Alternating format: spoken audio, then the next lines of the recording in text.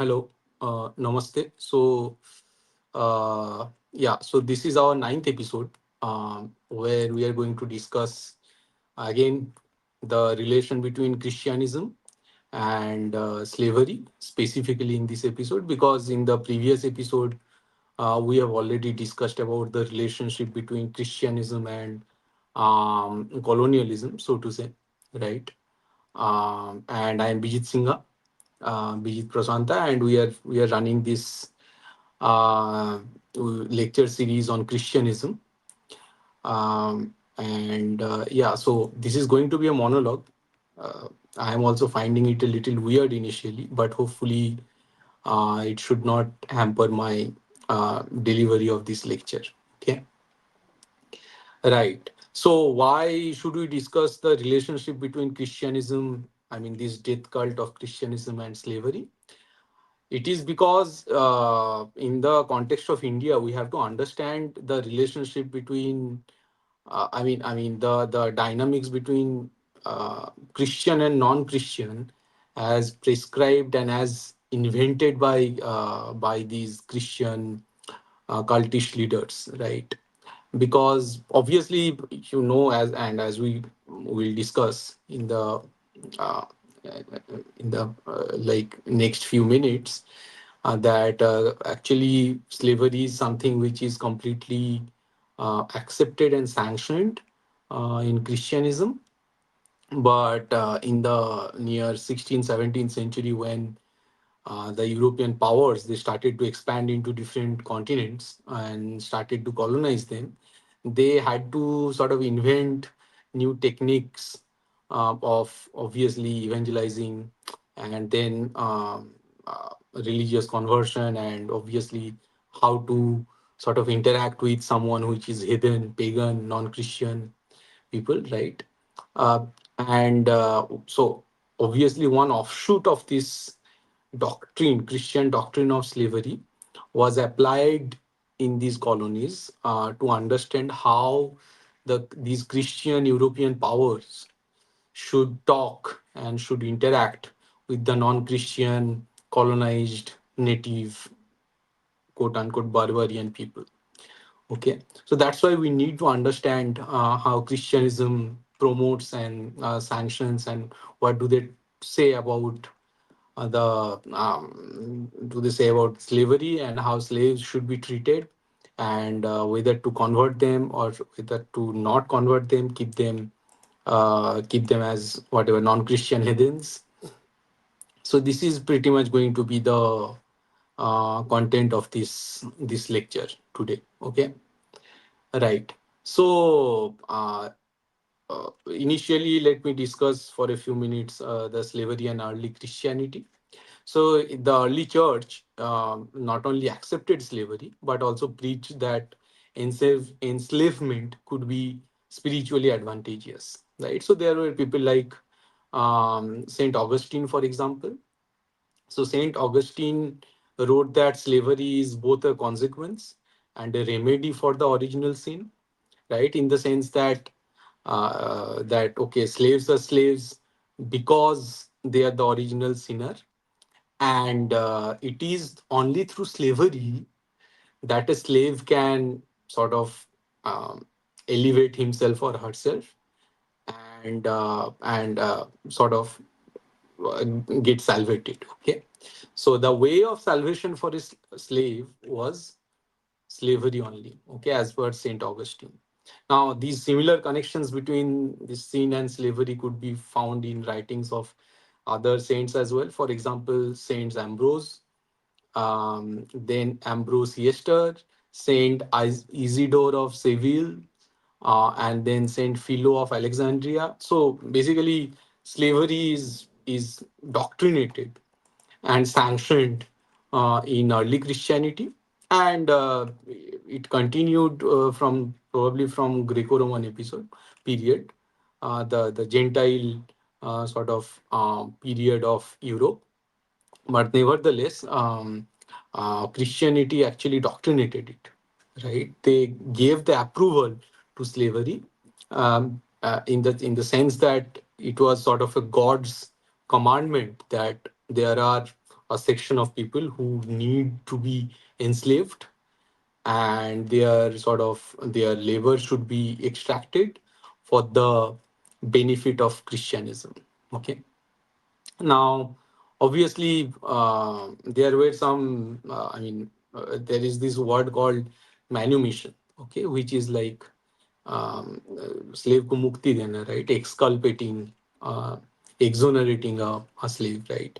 So manumission is was associated with charity, but then there was no question that slavery itself was compatible with Christian life, and then Christians could own their co-regionalist, okay, religionalist, uh, which mean ki even in early Christianity, one Christian could own another Christian as slave. Okay, it did not matter whether the religion of the slave was Christianity or not. Pretty much one Christian, if possible, could enslave another Christian as well. Okay, so this was initially. I mean, Christianity was not a doctrine that was saying ki, okay, because the slaves are also Christian, you should not enforce them to slavery. Okay, you should manumit them. But okay, so let me actually continue this topic for to say a few more things about this. So right, so now, while the manumission was associated with Christian charity, Christians could easily own their core religionalist. But during this early medieval period, it remained possible for Christians to own other Christians, but it was generally prohibited to sell a Christian to a non-Christian, right? So, if as a Christian you are owning a Christian slave, you could not sell it to a non-Christian. Okay, and even, I mean, this was codified by this radical Christian emperor called Justinian. So Justinian wrote this whole law book, and the name was Code, right? So in Justinian's Code, which was compiled in 6th century, Jews, pagans, and heretics who were found in possession of a Christian would be fined and their slave would be freed. Okay. So obviously, Justinian's code actually codified the fact that Jews, pagans, and heretics could not own a Christian, a slave. Okay. And the church council at Clichy in 626 or 627, they decreed that Christians who sold their slaves to Jews or pagans would be excommunicated, कि समाज से अलग कर दिया जाएगा. Okay. In 743, the church council at Estinus denounced the sale of Christians to pagans, and in the late 8th century, the church council at Meaux suggested that Christians should be sold to other Christians instead. Ki chalo, you continue the slavery, but if a slave is a Christian, you sell it only to a Christian and no one else. So the repeated attempts to prohibit the trade in Christian slaves suggested that the practice continued throughout the early medieval period, with traders offering good prices for Christian slaves. Neither the church nor the Christian kingdoms of Europe were able to fully abolish the trade, because it was beneficial to practice slavery and to sell slaves and get profit out of it. The no, I mean, no kingdom in Europe took care to sort of take a humane position and abolish slavery. Right? They continued it. Now, this whole some easy slave trading in continental Europe, it was sort of challenged by two developments. Okay, the first one was the rise of manorial system in the northwestern Europe that led to a decline in this chattel slavery and a concurrent shift in the ethic of slaveholding. Okay, so this actually mean ki so yeah.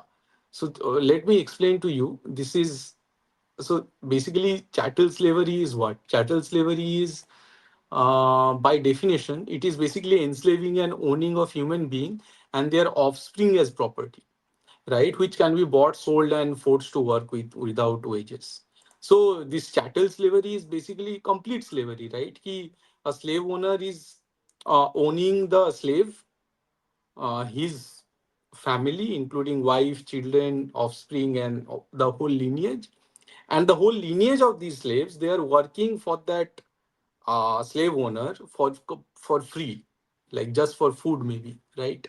So this was the chattel slavery, which got sort of challenged by the rise of this manorial system, where you could get some money, in exchange of your labor, right?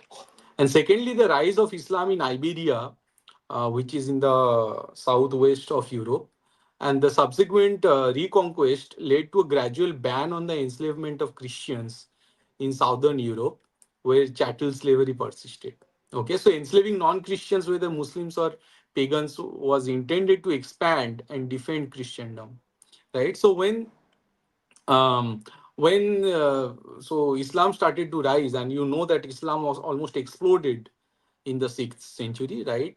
Right from this Arabia, it exploded into this side, into Baghdad, then Syria. It was almost knocking the door of Europe.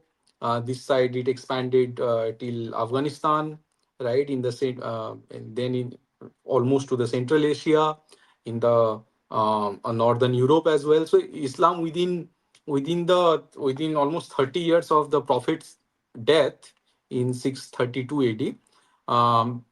By 660 AD, Islam was capturing already a huge amount of land. Now, when the Islam started to knock the door of this European Christian civilization, they started to say, "Ki, let's do one thing. Let's start to enslave the non-Christians." Right. This way, it is going to serve an important purpose, that the if the Christian power want to expand into the northern Africa and elsewhere, then it will be beneficial for those people, right, in this area, in North Africa and elsewhere. If they convert to Christianity, they can somehow evade the curse of slavery. Okay, so while the Muslims and pagans, they can be enslaved, but if you become a Christian, probably you can somehow, you may somehow evade this slavery. Okay, and then there were so this idea then started to promote gradually, that okay, if there are the Christian slave owners, and then they are owning some, let's say, number of slaves, maybe these slaves should not be Christians. Okay, and I'm going to discuss here that how during this transatlantic slave, how this whole mentality, right, this new dynamics actually played a role in Christianization of the continents across the transatlantic. Okay, right. Anyway, so so this goes on actually, and uh, gradually this whole notion that okay, if you are Christian, maybe, or maybe a Christian slave owner should not keep Christian slaves, right? So this sort of sentiment was there already in the air. Now these European powers, they started to colonize, right? And during this whole process of colonization, one question basically arose, which was that, ki, as a Christian, should you keep Christian slaves in in North Africa or Latin America, or in the uh, West Indies, right? I mean, all those Caribbean islands. So I am going to mention now. I am going to jump into a date which is 16th of November 1651, and so this is, I am quoting from this book, Christian Slavery, Conversion and Race in the Protestant Atlantic World, by Catherine Gerbner. Okay, so Catherine is writing that okay, on November 16th, 1651, a man named Lazarus entered the Anglican Church in Christ Church Parish, Barbados. And as he walked toward the church doors, he passed the strong pair of stocks where public punishment took place. Okay. So basically, this guy Lazarus, who was described only as a Negro in the church register, was the first Afro Caribbean to receive baptism in the Anglican Church on Barbados. Neither his age nor place of birth were given, nor any indication of godparents or kin. So obviously, all these black people, black slaves in the Caribbean islands, they did not have any identity. Okay, so they used to be recognized by number and some other means, but not names or anything, or lineage, or godparents or any kin. Okay, now, sorry. So the Anglican Church was central to the maintenance of planter power in Barbados and elsewhere. But Lazarus' baptism challenged the emerging culture of slavery in the Protestant Atlantic world. The Anglican Church in Barbados was exclusive, the domain of slave owners and government officials. While most historians have downplayed the relevance of Christianity in the 17th century Protestant Caribbean, viewing the sugar colonies as islands of depravity, the Anglican Church was central to the maintenance of planter power in Barbados and elsewhere. So basically, all in these sugar colonies in Caribbean islands, the slave owners used to be connected and stay united through the Anglican Church. Okay, and so Anglican Church was the central power that maintained uh, basically the sort of tradition of these planter owner and the slave owners, right? Now, the planter elite believed that their status as Protestant was inseparable from their identity as free Englishmen, right? So, in their mind, it was the Protestant Christianism that used to say that because they are Christians, they are free, and those who are non Christians, they are not free, hence, they are slaves. So, this was the doctrine, right? And so, they used to associate freedom with their identity as Protestant. Like their counterpart in England, they purchased pews, memorialized themselves within the church walls, used the church as a place of both punishment and politics.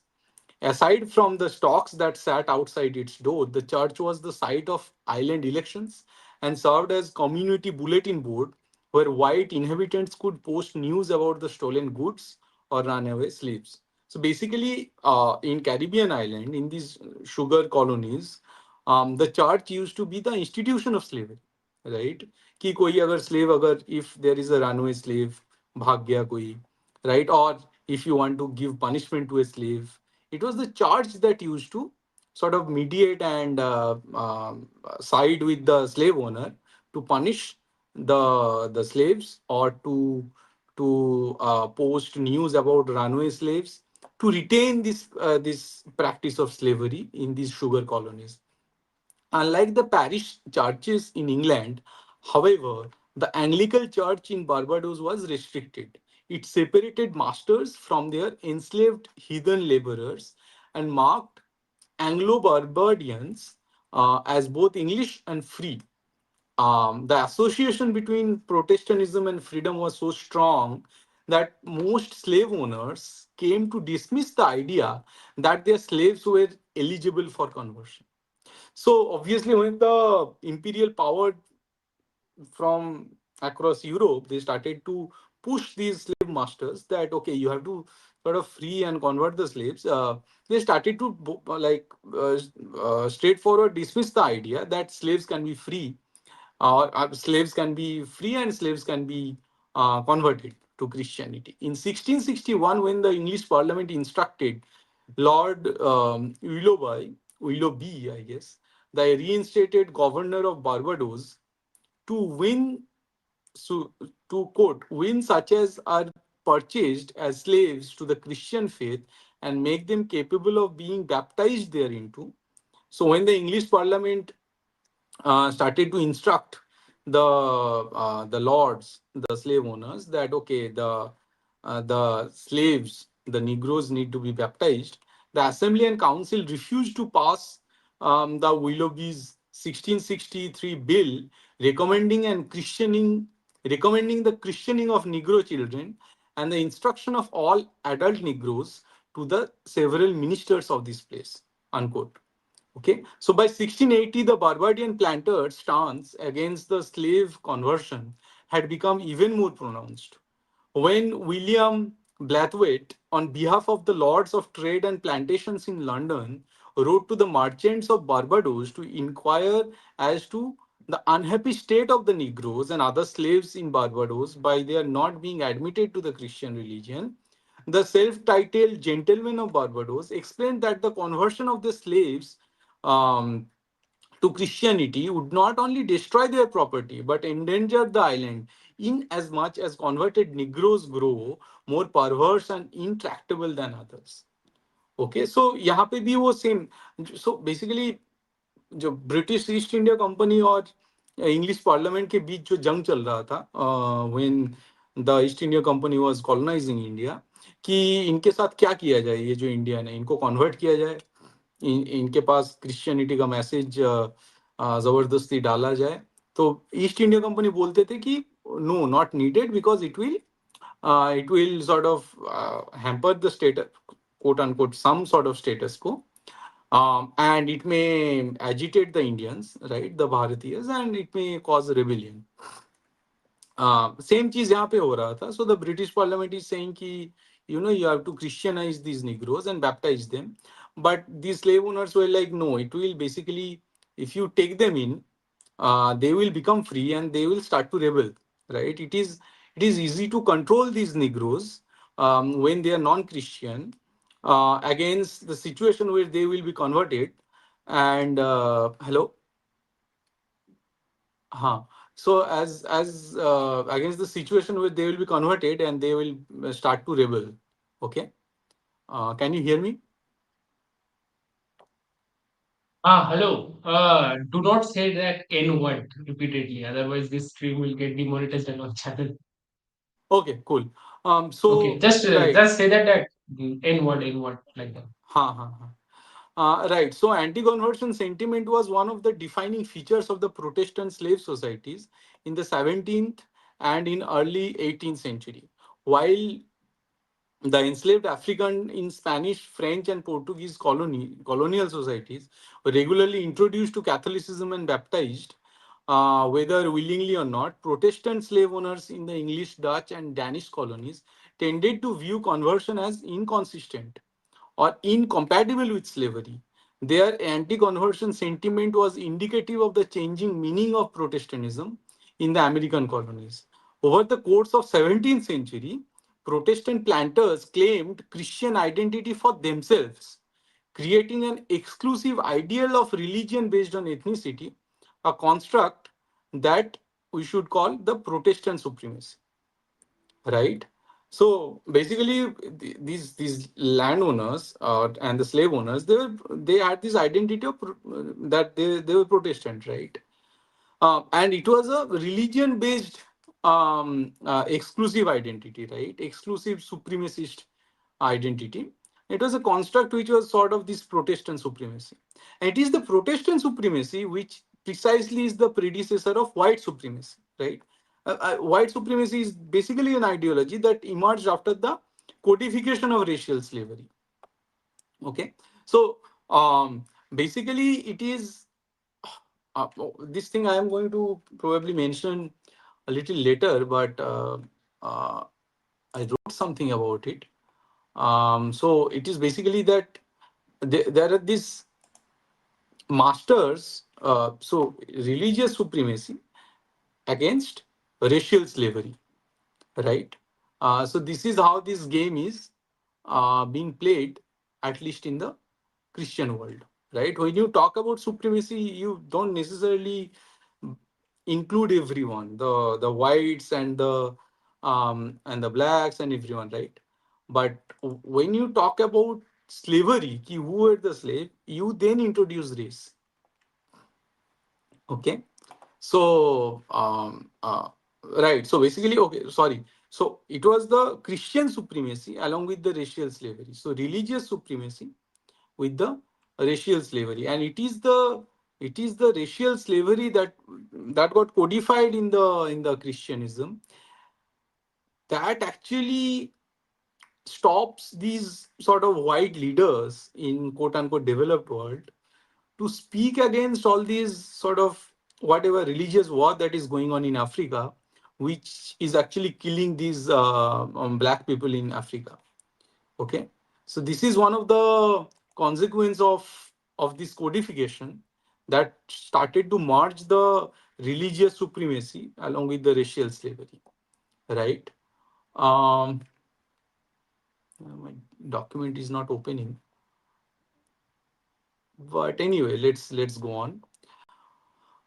You can Right. you can So send me that no, to it's WhatsApp. fine. It is just a rough sketch Okay. of words. You would not be able to understand. Uh, No, so no, I I wrote will down just some screen points. share it. Okay, okay, good. It's a like a rough page, so all kind of things are there. Anyway, um, so as I said, the Protestant supremacy was basically the predecessor. It is the forefather of the white supremacy, and the we should refer here the Protestant supremacy and rather than the Anglican or Christian supremacy because this ideology was present throughout the Protestant American colonies from the Danish West Indies to Virginia and beyond. Okay, it was most likely to develop in places with an enslaved population that was larger than the free population, such as Barbados, Jamaica, or South Carolina. In these colonies, Anglican, Dutch Reformed, and Lutheran slave owners conceived of their Protestant identities as fundamental to their status as masters. Okay, so in the quote unquote modern era, in the modern colonial era, it was the Protestant identity that became exclusive and started to own the slaves and started to keep slaves which are non-Christian, right? So they found their justification in the fact that because they were white and they were Christian, they had the right to own the non-Christian slaves. Okay, so they constructed in this way a caste system. um, Obviously this is Christian casteism, right? They constructed a caste system, a very oppressive caste system that was based on the Christian status, in which the heathenish slaves were afforded no rights or privileges, while Catholics, Jews, and non-conforming Protestants were viewed with suspicion and distrust, but granted more protections. Right अगर कोई जीव या Catholic या non conforming Protestant निकला तो उनको उनको suspicion के साथ देखा जाएगा बट उनको कुछ कुछ राइट दिया जाएगा बट जो क्रिश्चियन नहीं है उनको तो इंस्लेव ही किया जाएगा. When Protestant missionaries arrived in the plantation colonies intended to convert the enslaved Africans to Christianity in 1670s, they encountered slave societies that had already developed churches founded on exclusion. Planters regularly attacked missionaries, both verbally and physically, and blamed the evangelizing newcomers for slave rebellions, regardless of the evidence to the contrary. Missionaries responded to this hostile environment by articulating and promoting a vision of Christian slavery that reconciled Protestantism with bondage.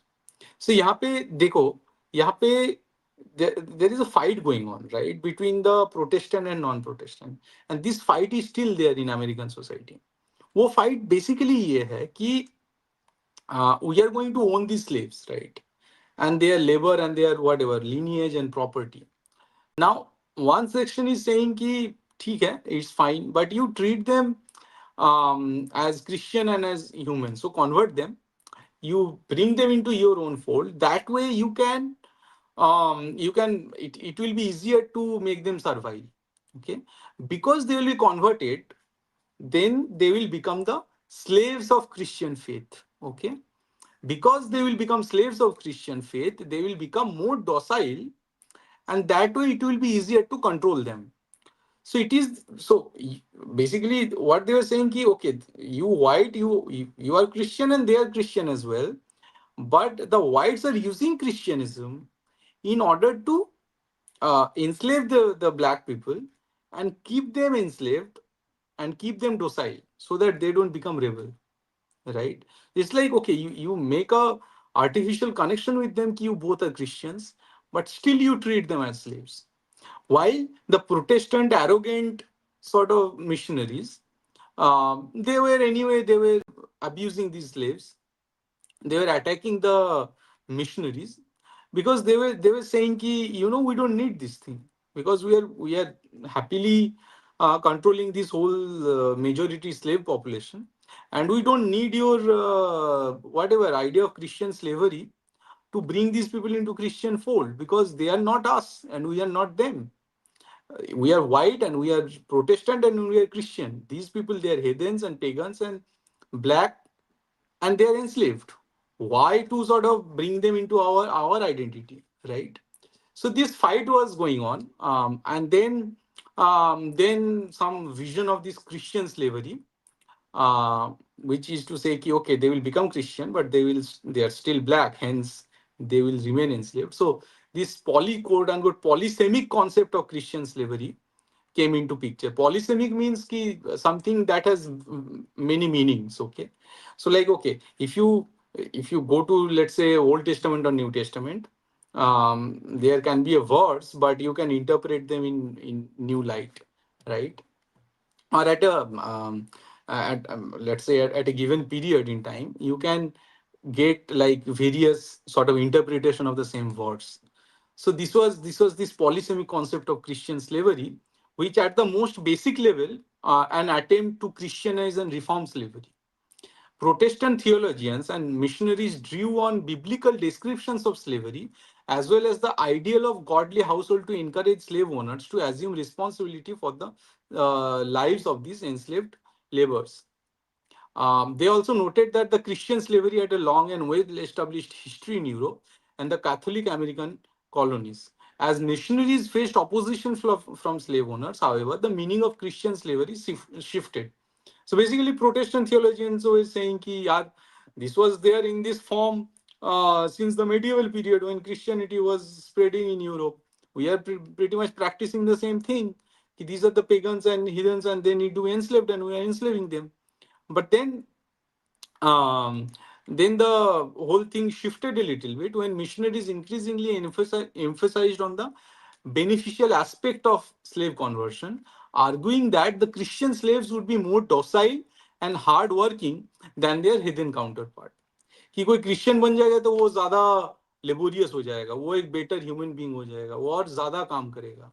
सो इसीलिए हमें Christian slave चाहिए, because it will be more productive to the whatever, to the GDP and all these things, right? All these coolies, mazdoors, they will be more productive when they will convert, because um, they will become from animal, they will become human, right? They also sought to pass legislation that confirmed the legality of owning enslaved Christians, and the ideology of Protestant supremacy used religion to differentiate between slavery and freedom.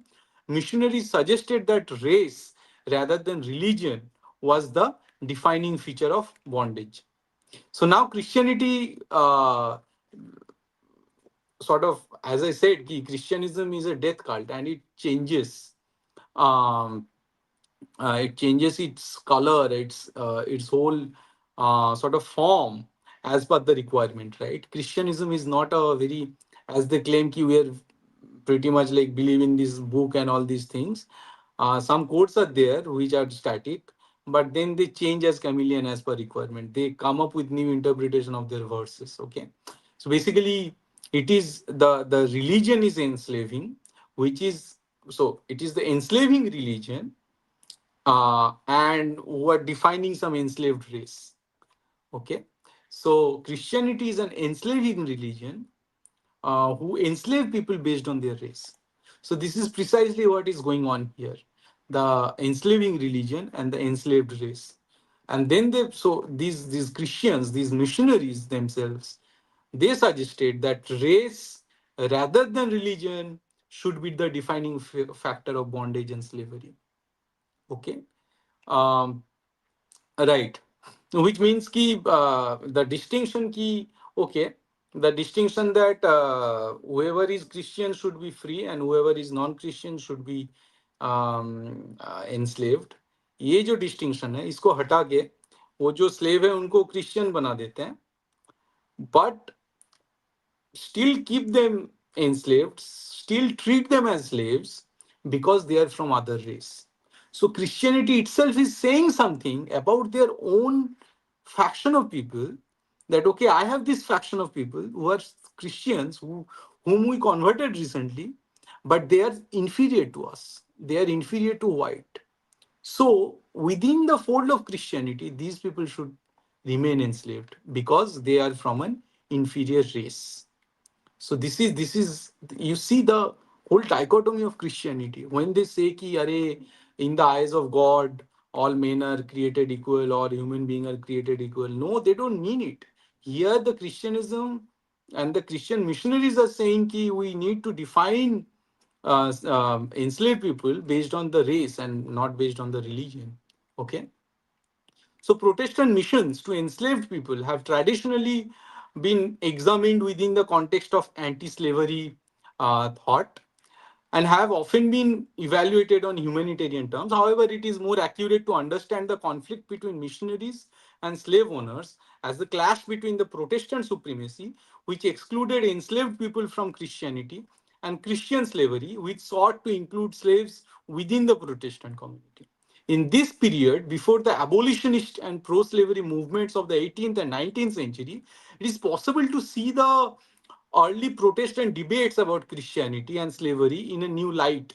In contrast to historians who have studied the origins of anti slavery, we should emphasize the ways that the Quaker, Anglican, or Moravian missionaries they fought hard to accommodate slavery to their Christian principles and argue that their efforts bore fruit in legislation affirming that Protestant status was compatible with perpetual bondage. ठीक है, so this way they codified slavery in the colony of America, right?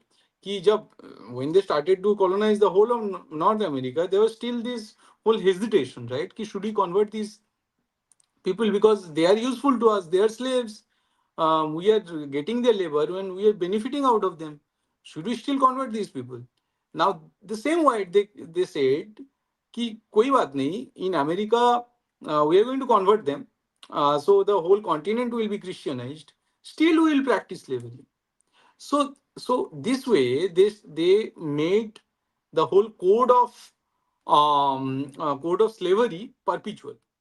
Okay, it became a perpetual bondage कि एक ही continent में सारे Christian रहेंगे but slavery भी रहेगा because whites are superior. Okay, and they sort of own, they are the owner of the slaves as well as of the Christianity, the doctrine of Christianism as well. Okay, as a result their advocacy should be understood within the long history of pro-slavery thought as well as the antecedent of anti-slavery and abolition, right? Anyway, सो ये सब तो चल ही रहा था. Then I must say couple of more things here. Right. So then there were some early modern Protestants who debated the meaning of true conversion. What did conversion mean to enslaved and free blacks who were the object of Protestant missions? While the cultural and religious diversity of the African and Creole populations in the Americas make this question difficult to answer, some general conclusions can be made. First of all, it is important to acknowledge that many enslaved and free Africans living in the Protestant colonies would have been exposed to Christianity in Africa and Latin America. For example, the Kingdom of Congo had embraced Christianity as early as in the 15th century, and many men and women were familiar with Catholicism before they were enslaved. Congo Christianity was deeply inflected by African cosmology, and Christianity could form the foundation of new communities in the New World. Some blacks were also Muslims. Indeed, the Moravian missionary, there's this guy Olden Dorp who translated the word God as Allah for the enslaved Fula men and women he met in St. Thomas and St. Croix. Most enslaved and free blacks, however, would have engaged in non-Abrahamic religious practices. Now, regardless of their religious background, enslaved and free black men and women did not interpret the rites that marked the Protestant conversion in the same way as Protestant missionaries. This disjuncture presents a problem for the historians. And then, while early research viewed non European conversion as a form of acculturation, an agent of colonial expansion, or method of slave control, more recent scholarship has emphasized the appropriation of Christianity by African and African American. Anyway, so the point is that um, this way, when they started to sort of convert these black people in this new world in Novo Orbe in the Americas, what they did, so they started to convert the non-Europeans into Christianity while retaining them in slavery. So it was an agent of not conversion, but it was an agent of colonial expansion, right? So they were colonizing the same black people while also converting them. And this mechanism, as you see, it became the instrument even in the other colonies, such as in India, right? When this guy Thomas Macaulay, he's writing the minute of Indian education, the minute of on Indian education in 1835, he's precisely saying that, right? We don't need to straightforward convert these people. We just need to convert their mind so that they, in their mind, in their flesh, they stay as Indian, but in their mind and spirit, they become these Christian, the European, right? So it is the same template that they started to employ. Okay. More recent scholarship has anyway. This is. I need to say one more thing actually. Research on Afro Protestantism generally begins with Great Awakening in the 1740s. Scholars have argued that Anglican and Reformed Protestant failed to appeal to enslaved and free blacks, but it was the evangelical religion spread among the blacks because it fostered the egalitarianism, was more accessible to illiterate individual. So basically, obviously, कि reformed Protestantism जो था वो इतना probably उनका intent भी नहीं था, but it was this evangelical Christianism that actually really seeped in deep into this black community, because उनके लिए काफी हद तक चार्ज की जरूरत नहीं था, right? क्योंकि उस टाइम पे you have to understand the black people, they did not have access to the churches, right? They could not walk into churches because they were sort of untouchables. um, so basically इस environment में it was the evangelical Christianism जिसमें कहानी बताना, gospel बताना, इस तरह से, मतलब Christian to spread the Christian gospels and words, right? उस तरह से Christianism black जो community था उसमें foster हुआ. And obviously the evangelical Christianism, because it was much more oral, it could incorporate a large amount of cultish ideas and superstitions and falsehoods, to access into the mind of the illiterate individuals.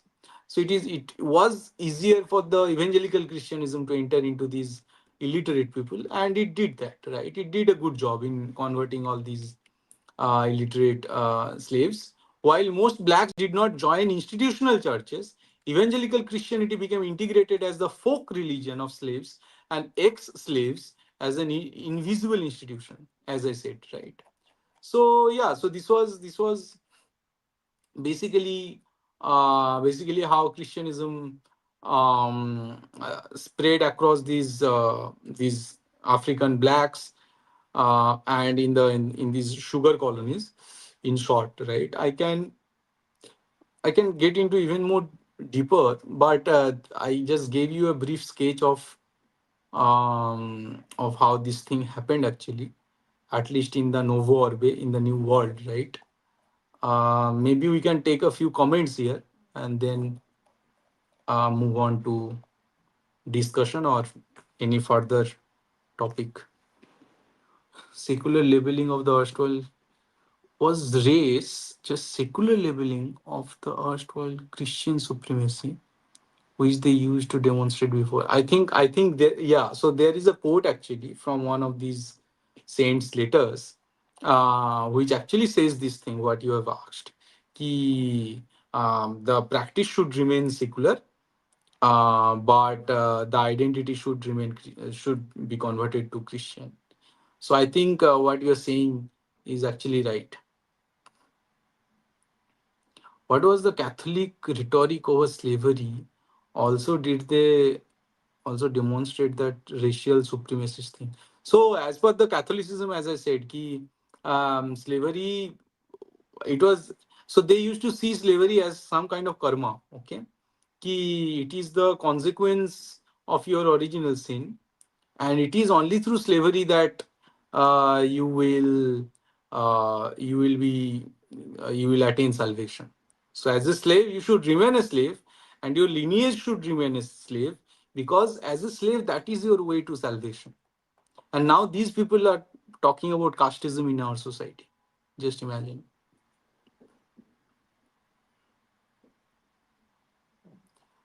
Okay, so any other question, anything? Yeah, I think I have given this brief sketch of the whole idea. Probably, yeah, we already discussed about the secularism and all these things, how it emerged from this.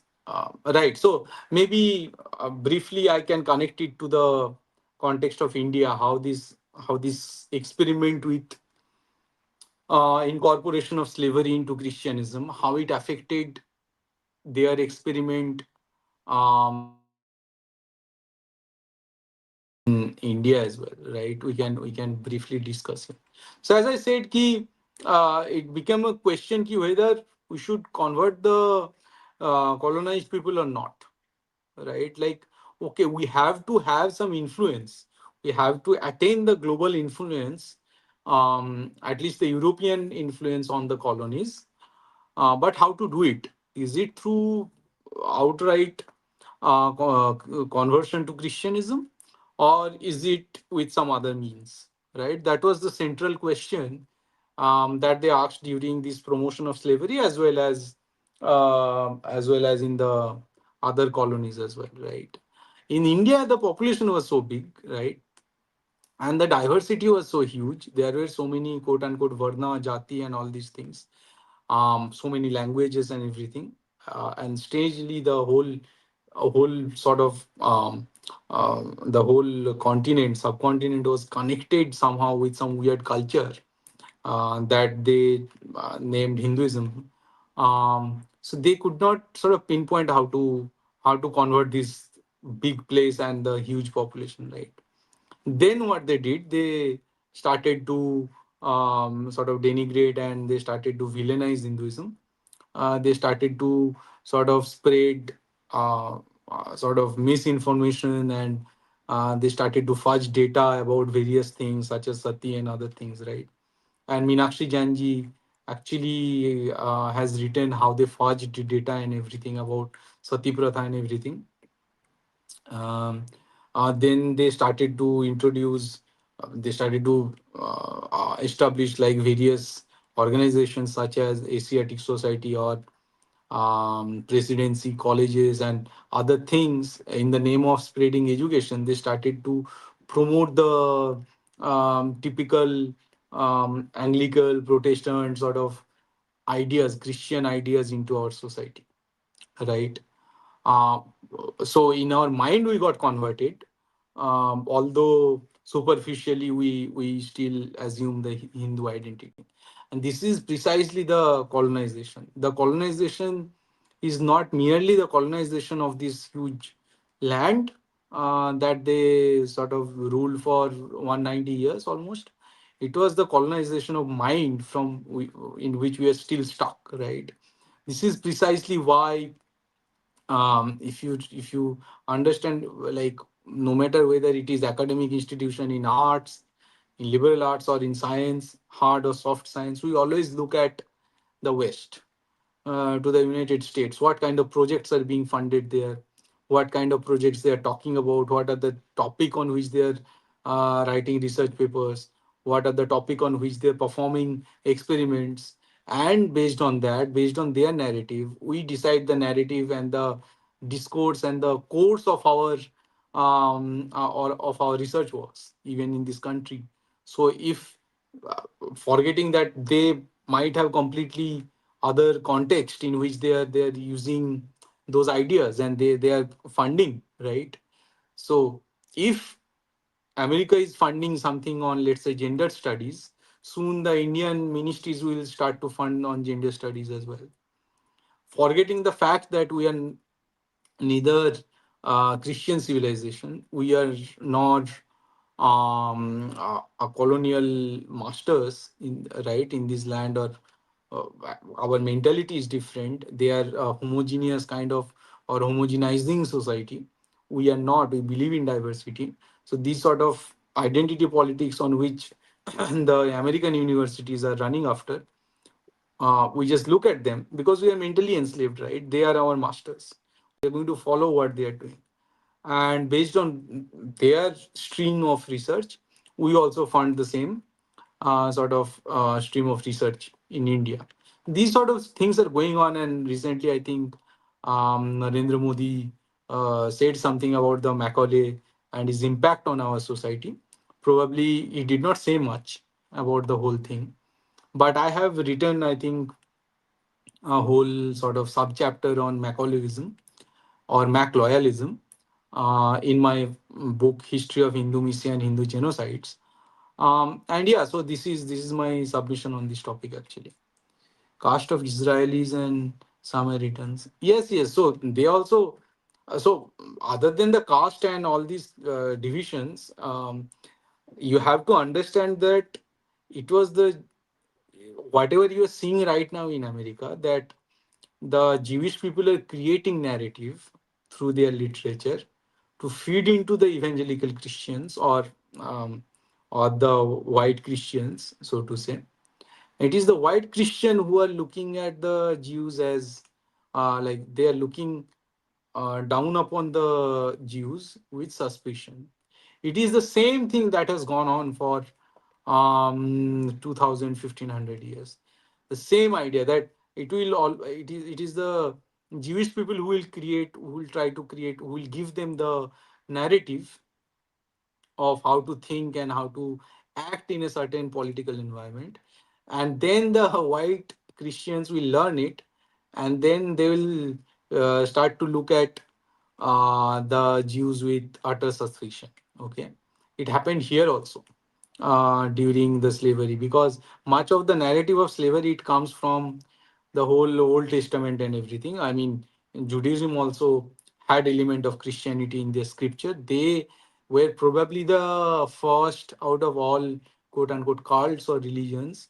I would not call it religion still. I would call them the death cults.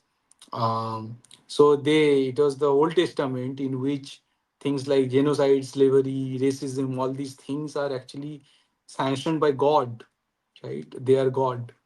That still flows into the scriptures of Christians and then of the Muslims.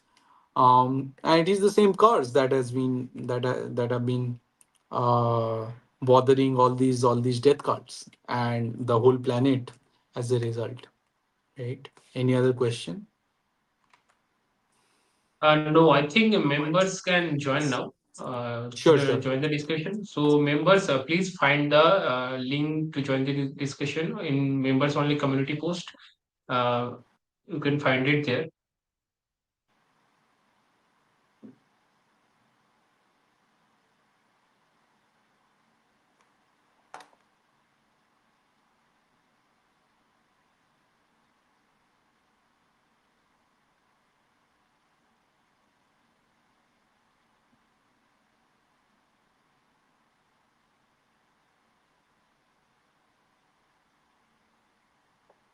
Okay, someone is asking, Masood is asking, can you elaborate on casteism in Islam, right? So we have already talked about this thing. Um, Basically, so there is this guy called Kufu, okay? Kufu's Siddhant. So Kufu actually gave the idea, and I think it is part of the hadiths as well, that so Islamic casteism is based on the proximity to Prophet. Okay, so the Quraysh, for example, the Quraysh community are the closest to Prophet Muhammad, hence they attain the highest status. They are the highest caste in Islam, and then all other sort of Sheikh, Sayyid, So Sayyid are the highest, right? And among Sayyid, Quraysh are the highest probably. Syed के बाद शेख आता है. शेख के बाद फिर in Indian society you get the Pathan, Mughal, right? When for example Shahrukh Khan say कि I am a Pathan, I am a Pathan. What is he implying? He is implying that he is from a higher caste in among the Muslims. Okay, so um, so yeah, and it is written by Kufu, and Kufu further writes that an Arab, because they are superior. So there are two kind of Muslim, right? Arbi and Ajmi, Sawana Azmi. Jaise. Arbi are the superior people, Azmi are the inferior Musalman, and an Arbi cannot get their woman married to a Azmi. Okay, so Azmi are the converted Pasmandas, for example, in India and Pakistan and Bangladesh. Pasmandas are the inferior Muslims. That's why they are so much like they are treated so badly in the Arabian Peninsula, right? You know that in spite of so much help with military and other things, Pakistan always get like mistreated by the Arabs. This is precisely for the reason that Arab treat these Pakistani people as Pashmandas, as Azmis, as dirty. Okay, so this is the broad categorization. Among Pasmanda, there are other communities such as there are broader sort of division which are like Ajlaf and Arzal. So Ajlaf are still like sort of Pasmanda who are touchable, but Arzal are the untouchable Muslims, the auspicious sort of Muslims who did not have and still don't have access to, who cannot enter the mosque to offer namaz. I don't know the recent situation, but it is written in Ambedkar's book, Pakistan or the Partition of India, that Arzal actually literally it comes from the word Razil. Razil matlab ganda, dirty, right? So Arzal Musalmans were the dirty Musalman in the eyes of Ashrafs, right? And they were so dirty that they could not enter mosque to offer namaz. Other than that, there are other categorization um, of dividing Muslims into various factions. For example, how Islam treats women, right? So obviously, if you read, I can quote, it is in Sahih Bukhari probably, that most of the women are Jahannamis. So the woman will go to hell, most of them. Um, you will get the hadith. I'm not going into many detail because it is a very matlab, it is a dark hadith.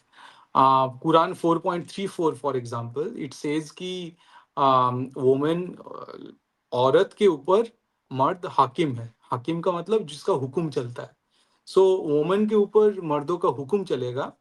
और अगर if man is suspecting disobedience from any of his women, many women, he can abuse her, he can separate the bed, and then he can beat her as well. Okay, so this is Quran 4.34 जो woman beating को permissible मानता है. Quran 4.34 Surah An-Nisa. There are other mini hadiths actually. I can go on and on. Those are Sahih hadiths. So this is how Islam create a hierarchy between man and woman. Then obviously Islam has hierarchy between Shia, Sunni, Ahmadi. Then there are Bareli, Deobandi, all these sort of, because in Shia, Sunnis consider Shia as half kafir, right?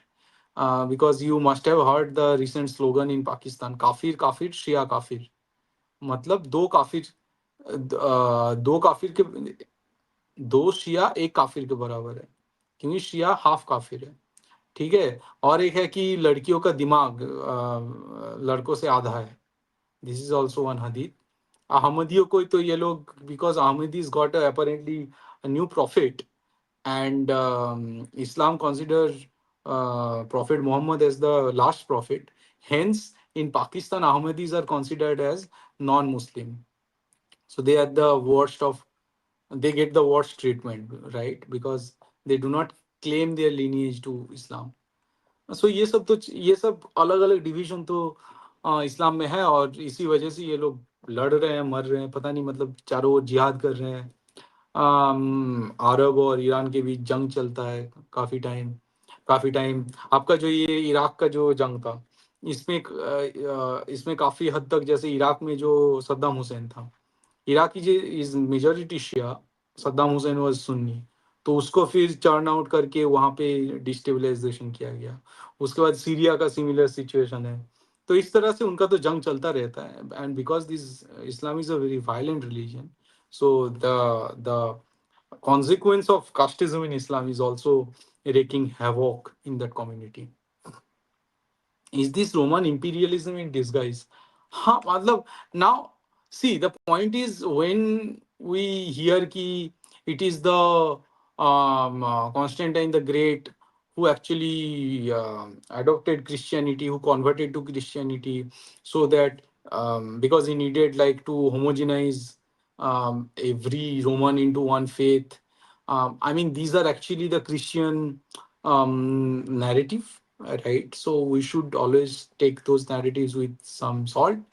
But yeah, if you believe that narrative, obviously it is the same sort of imperialism within Christianism itself, that that they have been trying for several centuries, and it has been working so far, at least for the Christians,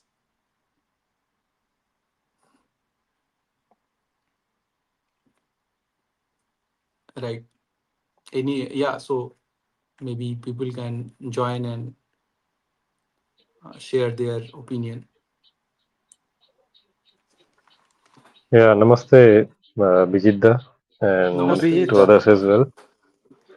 can you hear me? Uh, today, today the host is a bit Yes, cheap thrills. busy Cheap with. thrills, we can hear you, but let's continue with Rishi for a while, then you can join the Yeah, discussion. so I was just, Yeah, sure. if any new audience has come by, so I'm just informing them that the host, who always is there, today, Vimarsh Dada, will be busy because there is a bit of weather issue in Chennai right now. So please enjoy this podcast right now. Yeah, others can please speak, then I'll speak at last. Any questions from Cheap Thrills, Sri Harsha?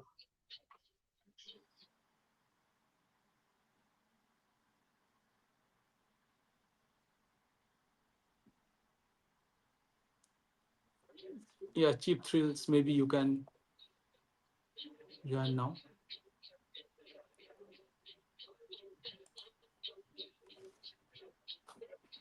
Cheap thrills, we cannot hear you, but okay. Sriharsha is gone. Oh, okay. Brahmanical gods enforcer. Yes, tell Oh, us. Um, so I am fighting for Brahmanical supremacy over Christian supremacy. So Har Har Mahadev, Purnam Har Har Vishwamaryam. Mahadev. So Yes, uh, विजेता जैसा आपने कहा कि ये racism के बारे में जो बताया कि हम लोगों पर बहुत आरोप लगाया जाता है कि हमारे यहाँ कास्ट सिस्टम है, ये है, हम लोग रेस, ये जो दलित है ये दूसरे रेस के है, और जो ब्राह्मण है वो आर्य है, दलित और जो पिछड़े जाति के लोग हैं वो द्रविडियन है।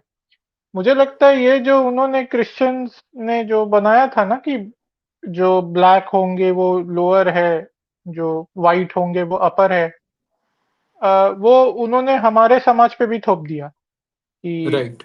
जो थोड़े से दिखने में उनके हिसाब से जो लोग थोड़े डार्क स्किन्ड है वो लोग पिछड़े हुए हैं, और जो Exactly. थोड़े हल्के रंग के एग्जैक्टली, हैं। I agree with this.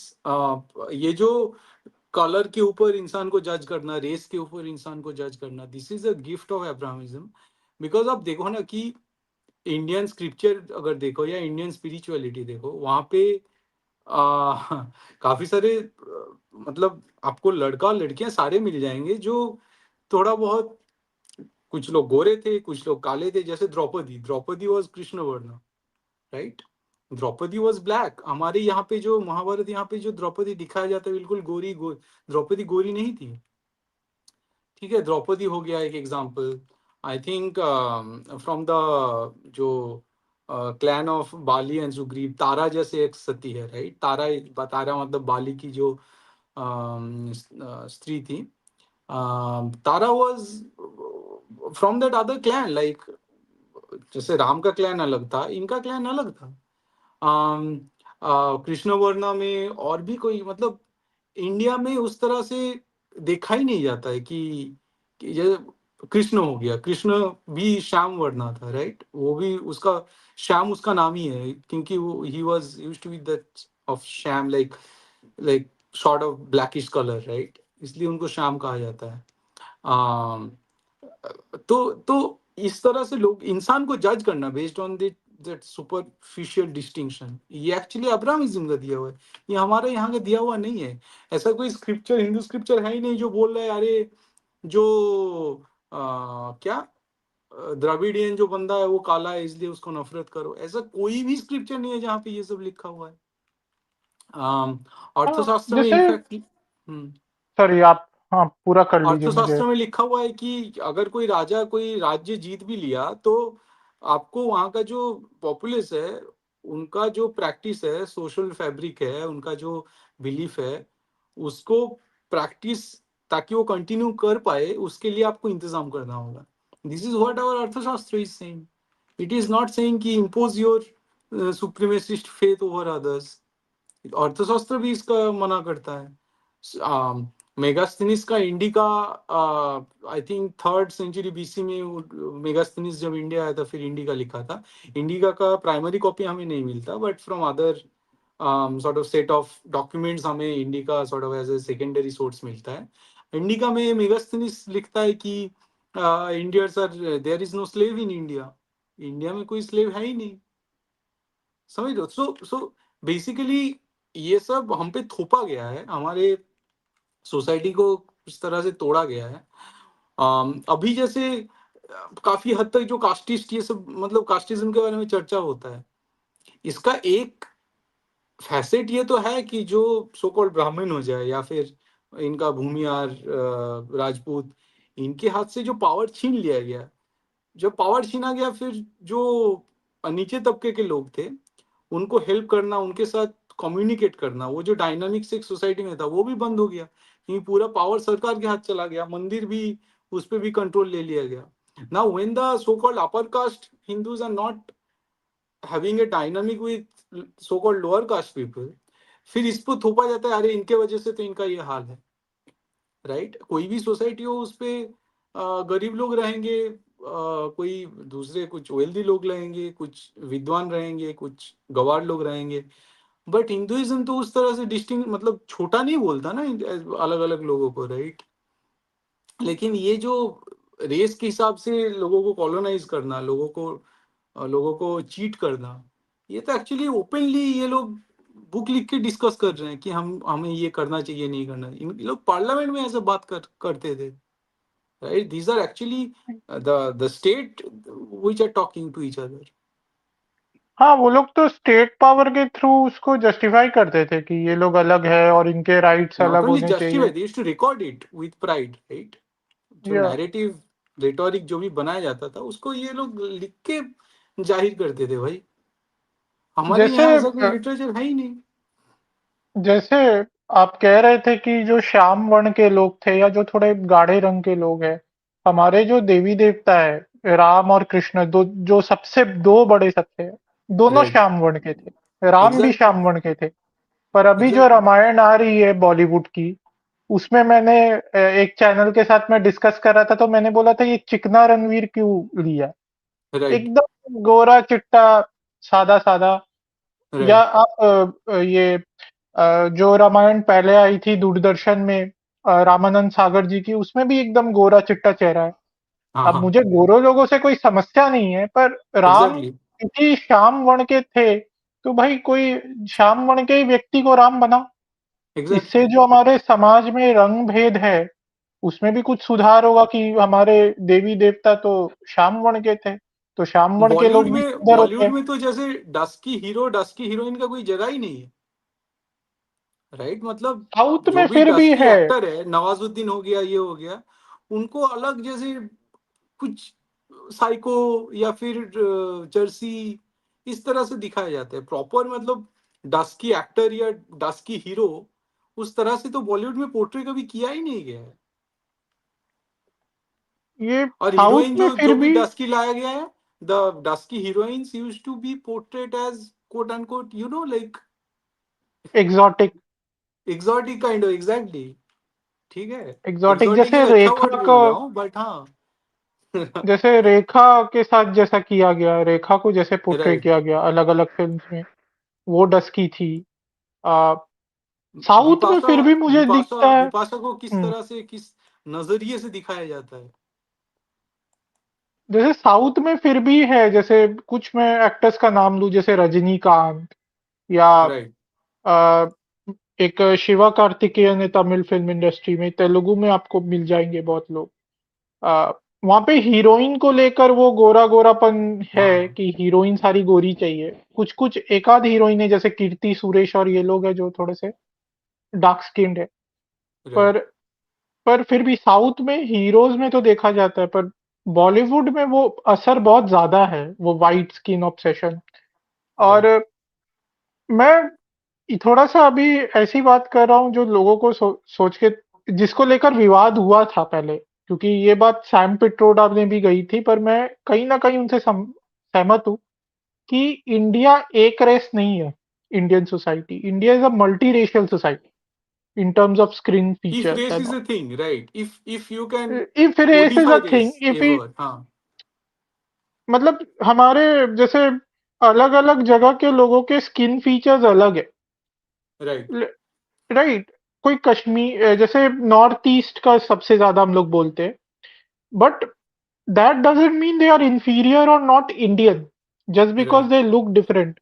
जैसे बहुत मैं हमेशा कहता हूँ कि यूरोप इतने देशों में क्यों बट गया, या पाकिस्तान टूटकर बांग्लादेश क्यों बन गया, खाली भाषा के आधार पर और थोड़ा सा दिखने के आधार पर हमारे राइट। भारत में वो क्यों नहीं टूटा? इतनी विविधता होने के कारण भी, क्योंकि हम लोग हिंदू हैं और हिंदू लोग विविधता बहुत जल्दी स्वीकार कर लेते। So we right. Are comfortable with diversity.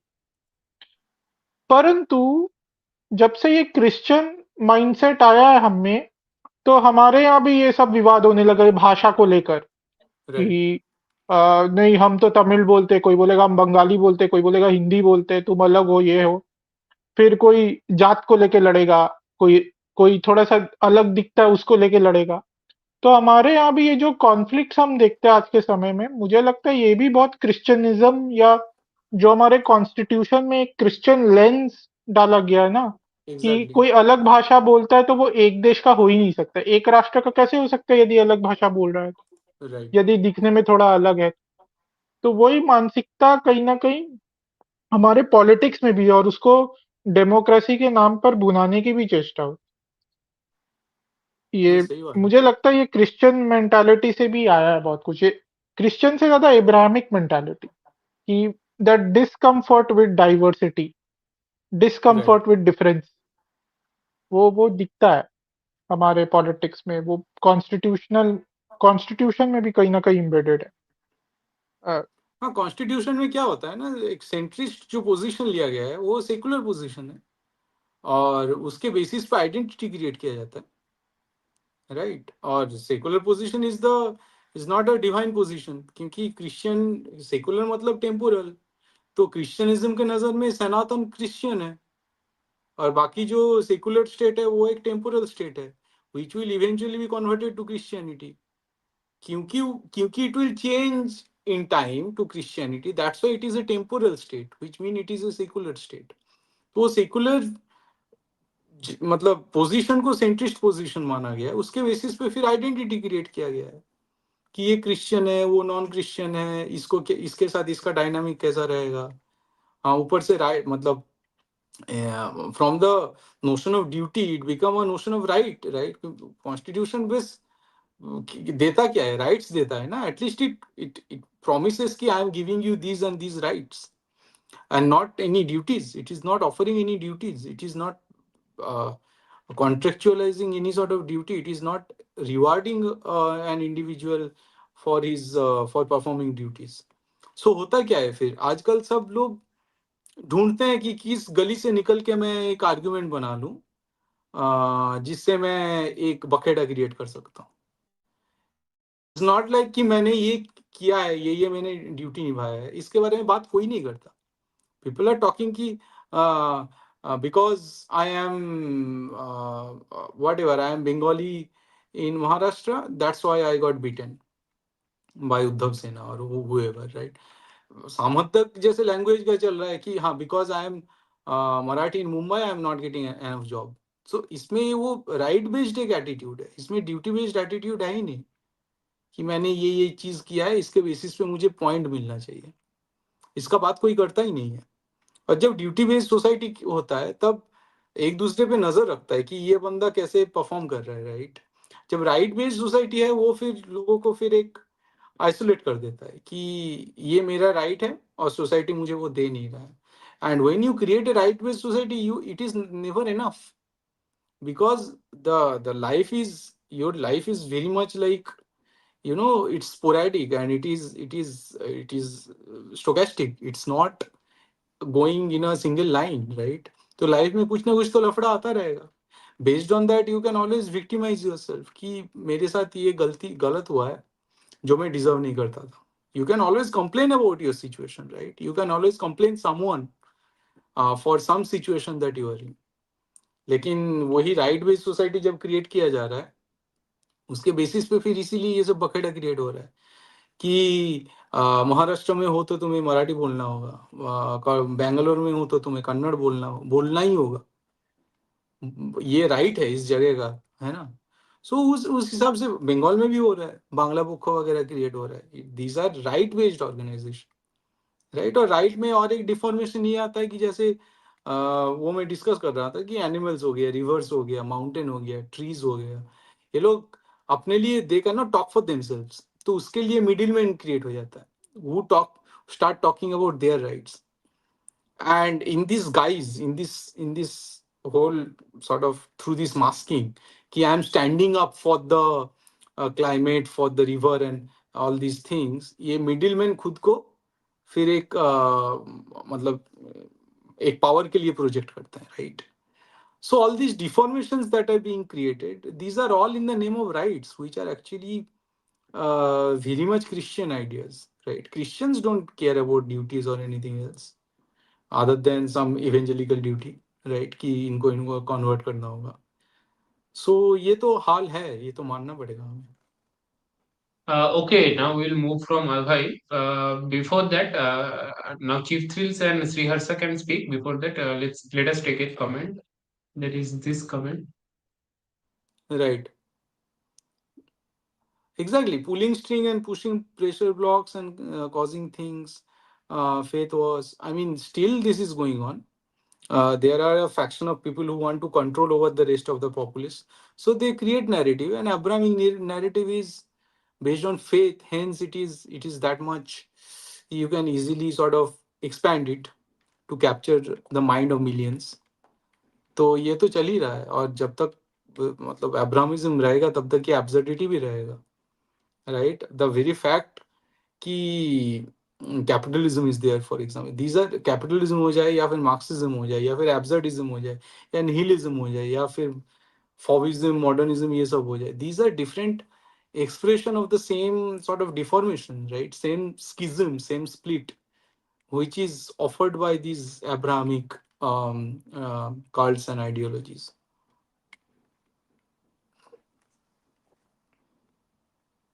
Okay, now Chief Thrills or Sriharsha, any one of them can speak.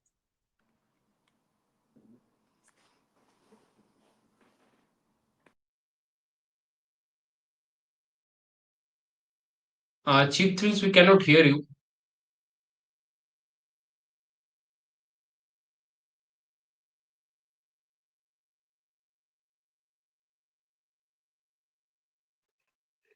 Hello, now can you hear me?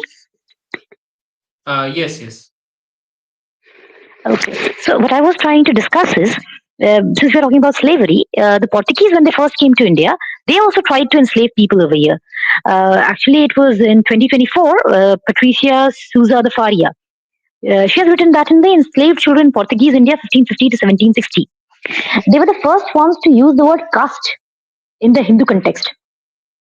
They came up with the words like Casta di Brahmini and the castes of the other heathens. And it was not just that. A lot of the people who were enslaved and sold as slaves also mostly belonged to the lower castes as well.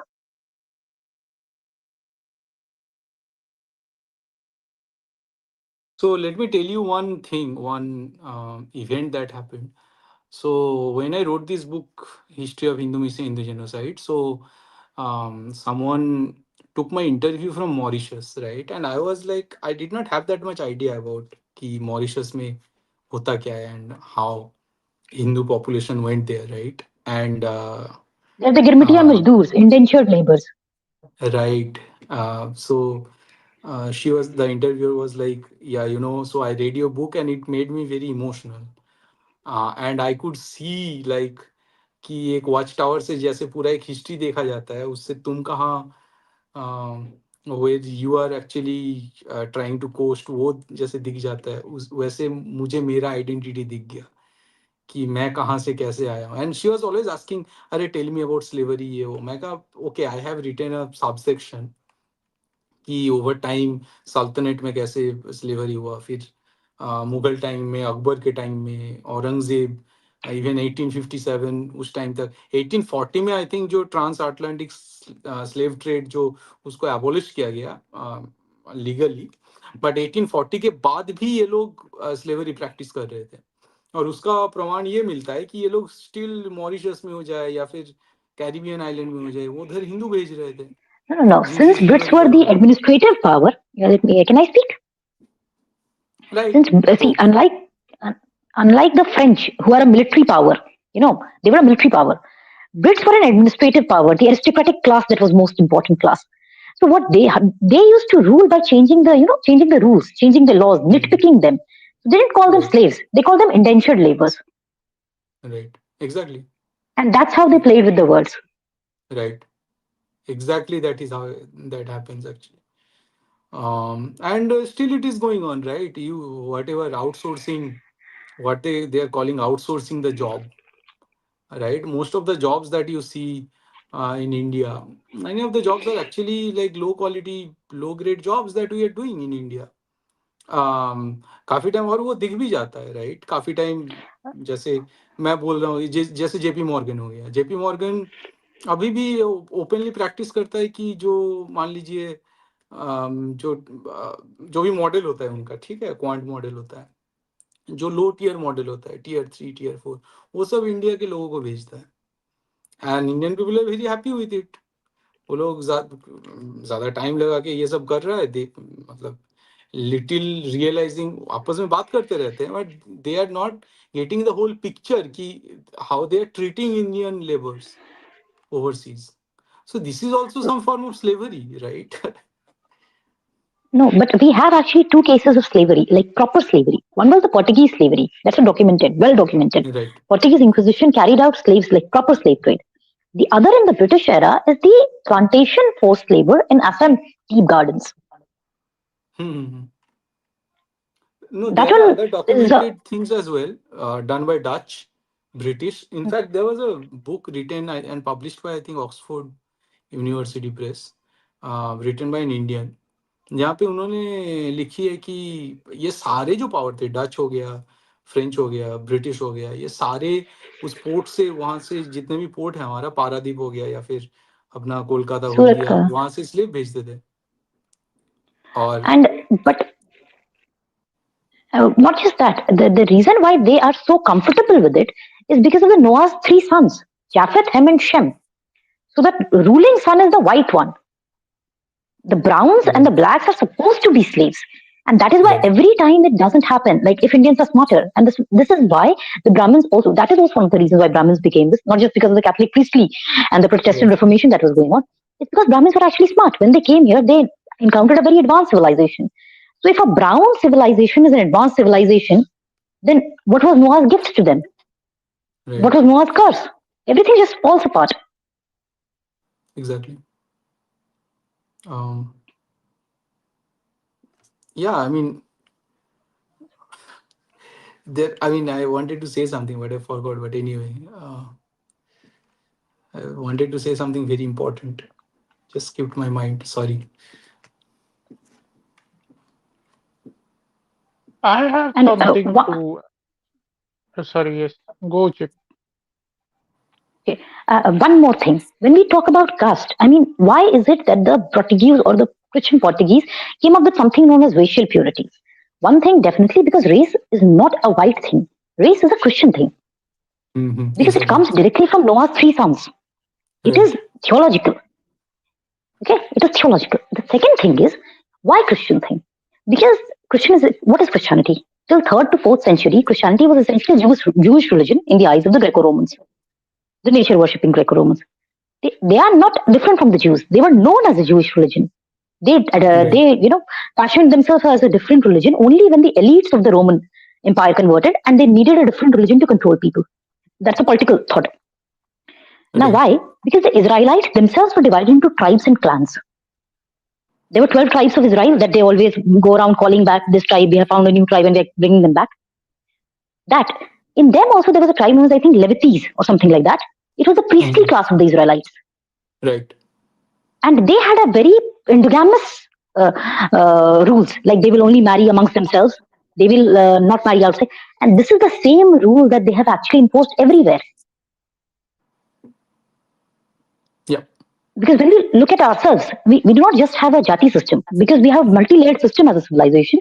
They were not able to actually know all of it. We have a Gotra system as well. So the Kashyap Gotra that is present and the Bhardwaj Gotra is present in the Brahmin is also present in the Shudra, is also present in Dalits. Right. So they never got a hold of that system. But the priestly class being endogamous and only marrying amongst themselves is a very classic Israelite trait. After all, the Israelites and the Samaritans, as I mentioned, are essentially castes, are essentially endogamous groups, and both of them have priestly ordained features that essentially, the way they have fashioned the today's Brahmin. Right. Yeah, I wanted to say something which actually now came to my mind, which is that the whole, so because we are having a theological discussion here, right? We are really going into the fundamentals of Christianism and how they treat the whole sort of population or the whole humanity, right? How they view each and every individual in this ocean of humanity, right? It actually says something which is very important and which is being missed by our Hindutva, quote unquote, Hindutva politician and Hindutva diplomats and intellectuals, even intellectuals like our respected Rajiv Malhotra ji, which is that. So, for example, you take Vivek Ramaswamy, right? This guy is like, okay, applying a lot of powder in his mouth, in his face, and everywhere, and then trying to portray himself, okay, I believe in Judeo Christian values. I am like, okay, you guys have taught me. I have now become part of you and your community now, like, sort of accept me. And okay, because I'm brown, I'm sort of not black, neither white, so I can sort of act as a bridge between black and white people in US. So maybe on your behalf, I can work toward having a sort of slavery apologism, right? Ki if I say ki acha, slavery was bad, but like it was time of some happened in some period of history, we should all forget it because I have also been a and my community have been a victim of colonization, which is just like slavery. So let's forget all these things and let's forgive the white community for the historical sins that they have committed, and let's connect. Right? This was basically, if you go through his speech and everything, this is the vibe that Vivek Ramaswamy gives. And then it got supports from intellectuals like respected Rajiv Malhotra ji and Hindu American Foundation and a lot of other people. And the theory, the sort of doctrine that they tried to sort of propagate was that we need to diversify, in the sense that not all leader can go into Democrat. Some people should also advocate. Some Hindus should also advocate from the side of the Republicans, because just like Jews, we need to diversify. But what they forget and what they miss, like even these great intellectuals, what they miss is that we are not Jews. Jews have always been like this. They have always catered to the narrative of both the sides. So it does not depend how many factions of Christianism are there. Jews have like managed and given like some food to all these factions of Christianism. Historically, they have always done that. When Christianism needed to destroy temples and they needed to ask, then they were asking themselves what to do with these idols. So it was the Judaism and the Jews that told them, "Ki bhai, sell them in Chor Bazar." So all these sort of narratives that Christianism need, Judaism has given, and hence that sort of diversification of the Jewish leader, it's organic. But it actually makes sense for Indians to side with the blacks and with the whatever fight that they are having. And if Democrats are fought those fights of decolonization and the shaming the white community for the slavery, so be it. I mean, if Democrat are catering to this narrative कि ठीक है, हिंदू हो गया, black हो गया, ये सब भाई भाई है और इनके ऊपर जुल्म हुआ है, ये नैरेटिव को जिसका जो प्रो रहेगा उसको उस पार्टी को सपोर्ट करो. um, ये गलती हो रहा है अमेरिकन हिंदू से, ये गलती हो रहा है. मतलब we have gone so right that we can not, let's say, own और we can not restrict people like Mamdani, right. ये Uh, कुछ तरह से एक फेलियर भी है मेरे हिसाब से. Can मुझे I say लगता है something? कि हाँ, मुझे लगता है कि इस मामले में, ये कॉलोनाइजेशन स्लेवरी के मामले में, मे बी हमें थोड़ा, मतलब we can not be racist about it. We can not be racist towards black कि यार ठीक है, we are closer to the white values than the values of the black. ये हो ही नहीं सकता. Hindus should be a little more liberal and a little more open to side with the blacks and have a anti-white stand in the US. Because US में अभी क्या है, 53% hardly वहाँ पे white है. And they are shrinking even now, right, as we talk. So I think it is a natural alliance between black and the Hindus. और uh, उसमें अगर बाकी सारे पावर आ जाते हैं तो उनको आने दो. Form a stronger alliance beyond politics and try to derive your polity out of it. मैं इस पर एक पॉइंट कहना चाहता हूँ, ये मेरा एक कंसर्न है कि जैसे, हाँ, जो अश्वेत लोग हैं या कृष्णांग लोग हैं उनके साथ हमें साथ में आना चाहिए, I don't have a problem, पर ये डेमोक्रेट से मुझे बहुत प्रॉब्लम, क्योंकि मुझे सी, ये जब it will change in time. ये उनका उनका दो पार्टी है. बट जैसे slavery was promoted, was actually it was supported by Democrat, तो Abraham Lincoln was a Republican, right. हाँ, मतलब सो अभी जो उनका वो डेमोक्रेट का पार्टी नैरेटिव है, जो दिखता है और वो जो कर रहे हैं वो चेंज होता रहता है. You just stick to the narrative कि वी आर एंटी कॉलोनियल. सीधी सीधी सी बात है. तुम जाके कॉलोनियल पावर के साथ भिड़ रहे हो, फिर बोल रहे हो कि प्लीज एक्सेप्ट मी. इससे अच्छा है कि you make a natural alliance with the black. That is what I am saying. I am not saying कि पूरा डेमोक्रेट में घुस जाओ और आई एम सेइंग कि derive your polity from this narrative of colonisation.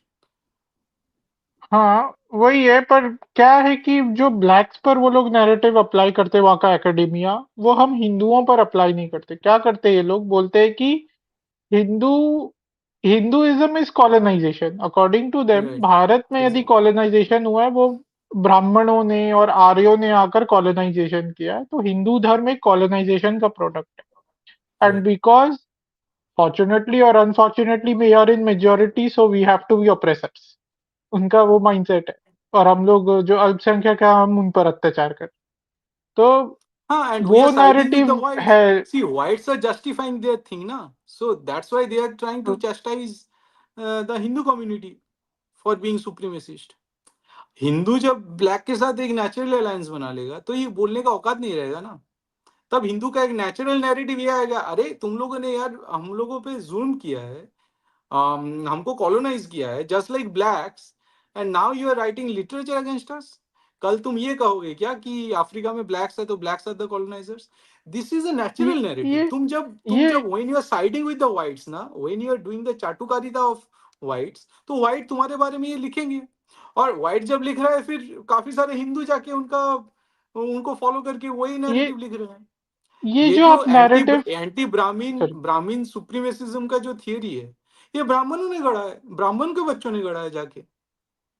ठीक है, ये more than any other community, ये ब्राह्मणों ने साथ दिया है व्हाइट का to create this Brahminical supremacy and all these things.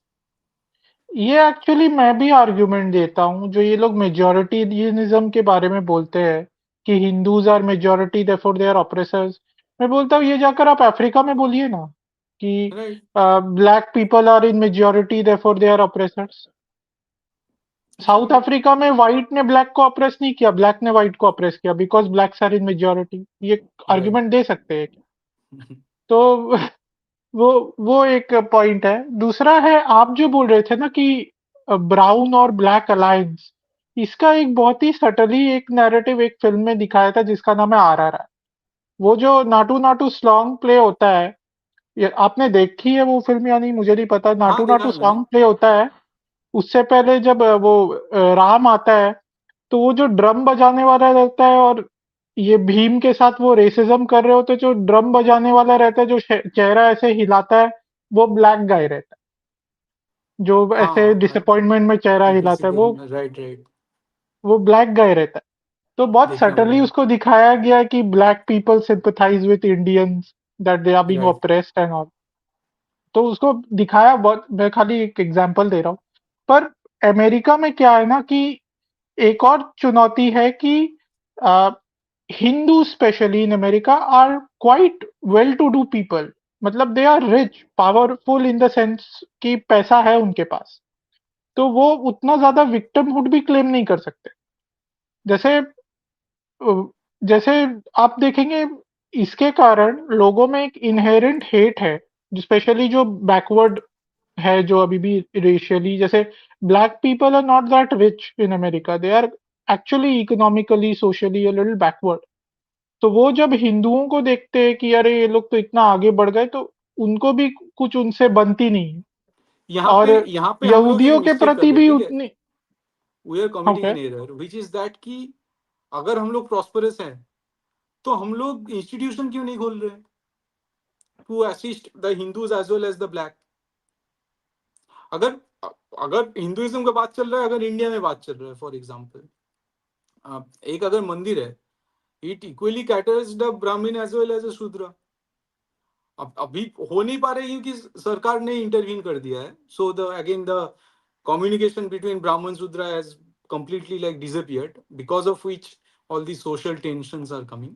But Hindu Black Alliance बनाओ ना, उसी के, इफ यू स्टार्ट टॉकिंग उसी के थ्रू, तो फिर चीजों को मतलब सुधारा जा सकता है, या फिर अपना एक पॉलिटिकल नैरेटिव क्रिएट किया जा सकता है।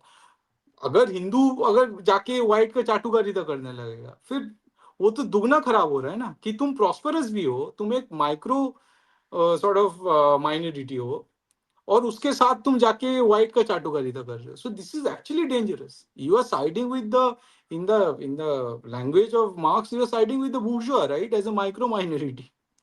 This is very dangerous for Hindus as well.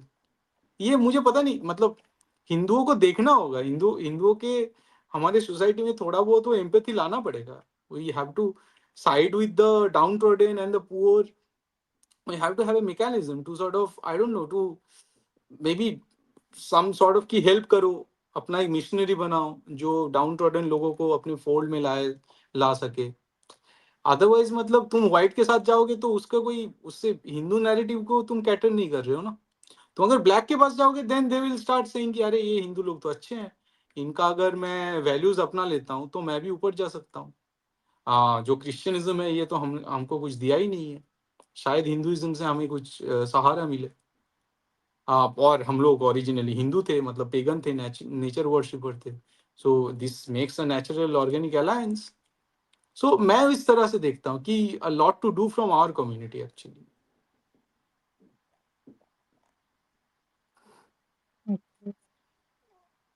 हाँ, हो सकता है, आप जो कह रहे हो वो सच भी हो Hello. सकता है, मतलब I am not sure about it. जैसे वो ब्लैक्स का ये भी है कि they are properly Christian now, from generations they have been Christian, church से उनका जुड़ाव है वहाँ के अमेरिकन ब्लैक कम्युनिटी का।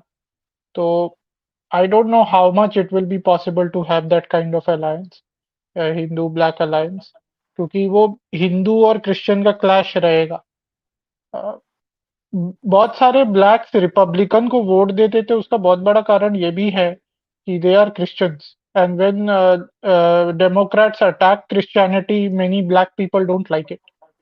तो ये भी एक बहुत बड़ा कारण कि वो ब्लैक्स लोग कंजर्वेटिव भी होते हैं। Yeah. Okay, so before we move on to next question, let's just take these comments. Okay.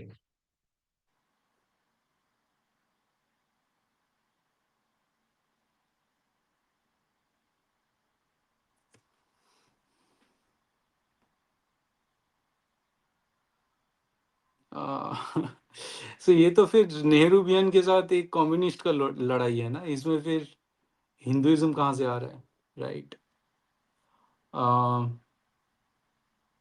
But obviously एक पॉपुलिस्ट सिनेमा और एक सॉर्ट ऑफ ये कम्युनिस्ट सिनेमा, दोनों में फर्क तो है ही।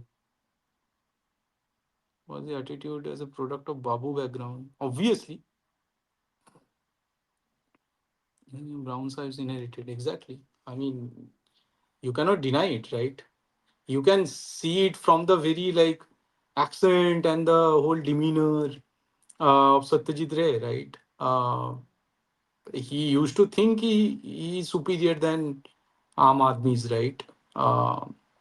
So and he said कि अच्छा इतना ज़्यादा इन्फ्लुएंस मुझे इन बाहर के लोगों से मिला है। तो प्रोबेबली या वो एक मैकॉले क्लास को रिप्रेजेंट करता था। This is undeniable fact about Satyajit रे। At the same time, we have to appreciate the kind of work that he has done. उस टाइम पे कोई ऐसा हिंदुइज्म का हवा भी नहीं था और कोई हिंदू डायरेक्टर हमें देखने को भी नहीं मिला है। So it's fine, मतलब it is what it is. Yeah, so, rest of you can comment on this. I don't know. Yeah, so Sriharsha, Cheap Thrills. Acha, Cheap Thrills, she has gone. So Sriharsha, if you could, if you have any questions, please ask.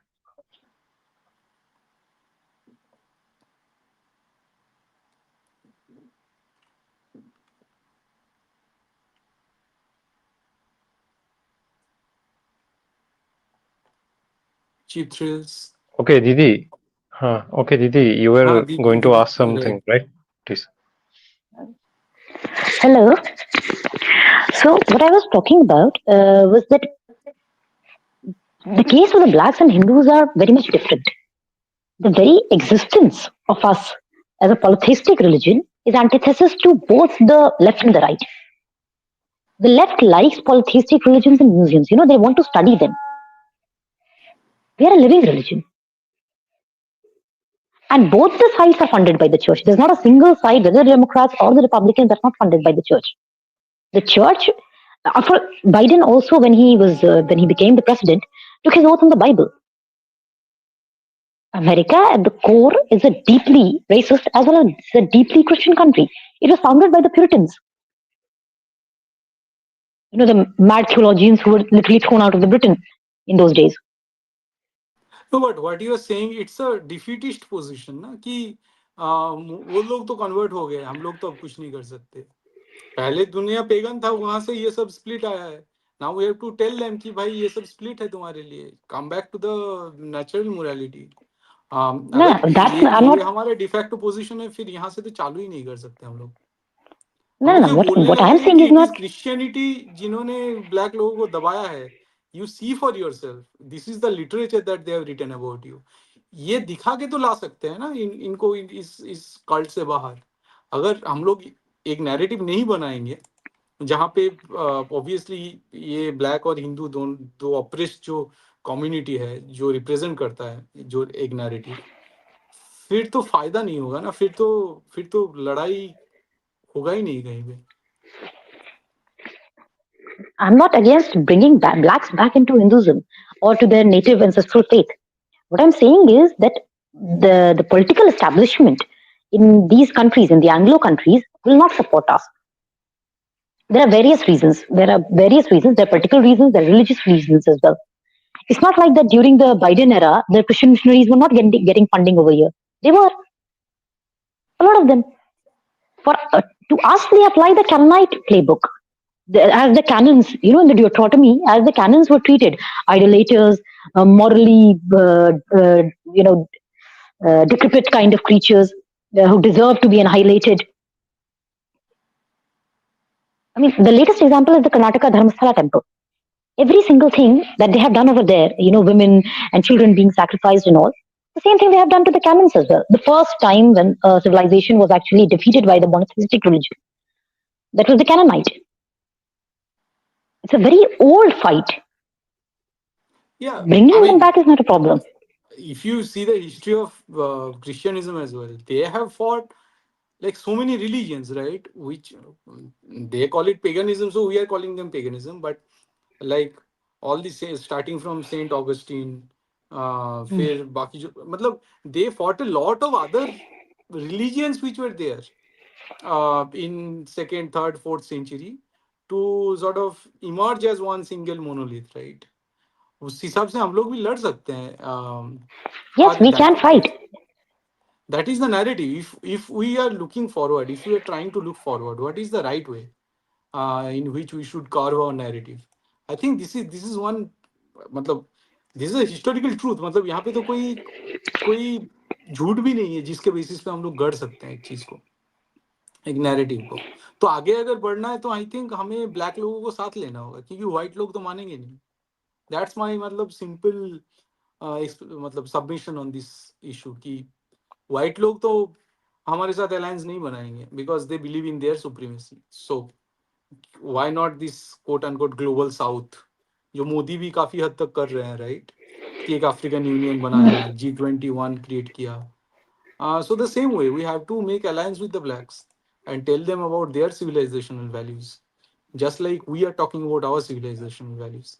I think that is a wise way forward, rather than वही white को समझाना कि भाई तुम लोग हमें accept कर लो क्योंकि हमारा एक अच्छा सिविलाइजेशन था. They will never accept that until unless they are obliged and they are enforced. No, that is the case with our elite as well. They are more comfortable with the whites because of हाँ, colonialism. They are a right, product of that. They are a product of proper Anglo-Saxon aristocratic culture. Nehru studied right, at Harrow and Cambridge. You can't be more exactly, elite than that. right. मतलब उससे फायदा मिलता है उसको छोड़ेगा क्यों, right? बात वही पे आ जाता है. जबकि अगर Uh, मतलब थोड़ा सा अगर दूरदृष्टि है, you can be like Saint Augustine, right? Saint Augustine was a very prolific sort of wise man who had a huge knowledge of these Gentile Greco-Roman pagan philosophy, right? And he used it against paganism itself. So उस तरह से ये लोग भी कर सकते थे, but they chose a more convenient position. And that is unfortunate reality of India actually. and one more thing, as far as the Jews, see, essentially all in the beginning, all of these Paul and Peter that we see, they were all Jews. Even Right, the son of the God is a Jew. exactly. I mean, Jerusalem is a holy land. And see, in the Catholicism, we do see a hatred towards Jews, the blood libel, because Judah sold the Son of the God for 30 pence of silver. But when Protestantism comes about, then it's not like that. There's a reason it's called Judeo-Christian, because then the second coming of the Son of the God would happen when all the Jews will return to the holy land of Israel and Samaria. Right, It's a very religious. It's rooted in theology. It's right, not just political. That kind of support will never be given to anyone else. right. because that is the Holy Land. The Holy Land is not Europe. The Holy Land is that small belt of Judea and Samaria. Because Right. after all the three Abrahamic religions are desert cults. All of them are born over there. Yep. ये And in them बोलते थे ना, also, the नहीं one नहीं thing more, बोलते थे। in them also the Ashkenazi are white Jews. The second lot is the brown Jew. The Ashkenazi are proper white Jews. Right. So the race is also fulfilled, and the religion is also fulfilled, and of course the political reason of having a base in the Middle East is also fulfilled via Israel. There's a reason why America will come to the defense of Israel. Right. Yeah, it's theological. It's theological. America will come in defense of Israel. It's actually theological कि वही second coming के लिए जरूरी है Israel का रहना। ये एक By the पॉइंट है कि आप देखिए जो भी रिलीजन सशक्त है आज, उन लोगों ने जो अपने प्लेस ऑफ ओरिजिन है ना, वो उस पे उनका दबदबा है। जैसे Exactly. ज्यूस का इजराइल पे, ओके। अब क्रिश्चियनिज्म की जब बात आती है तो ओरिजिनली बिब्लिकल स्टोरी के हिसाब से तो इजराइल में ओरिजिनेट हुआ, पर जहां पर क्रिश्चियनिटी का पूरा नाइसीन क्रीड बैठा और ये सब बैठा, वो रोम और वाटिकन सिटी में था। वहां Right. से मतलब वो क्रिश्चियनिटी का बेस बना, तो वहां पर आज भी पोप का राज है। अलग कंट्री पोप बना को दिया है। They have हाँ made a तो वो different country altogether there. हाँ तो पोप को कोई सबवर्ट नहीं कर सकता।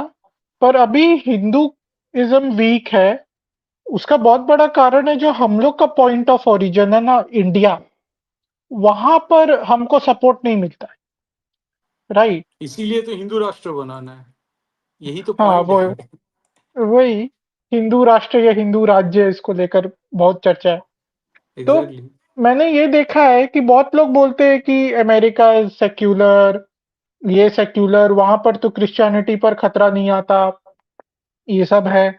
इंडिया में क्यों हिंदुज्म, हिंदू कल्चर पे खतरा आ जाएगा। बात है कि वहां अमेरिका भले ही सेक्युलर हो, पर क्रिश्चियन का सीट तो है ना वाटिकन में, या जो इस्लामिक है उसका सीट तो है ना अरब में, या राइट। जू उस है उसका सीट है इजराइल में।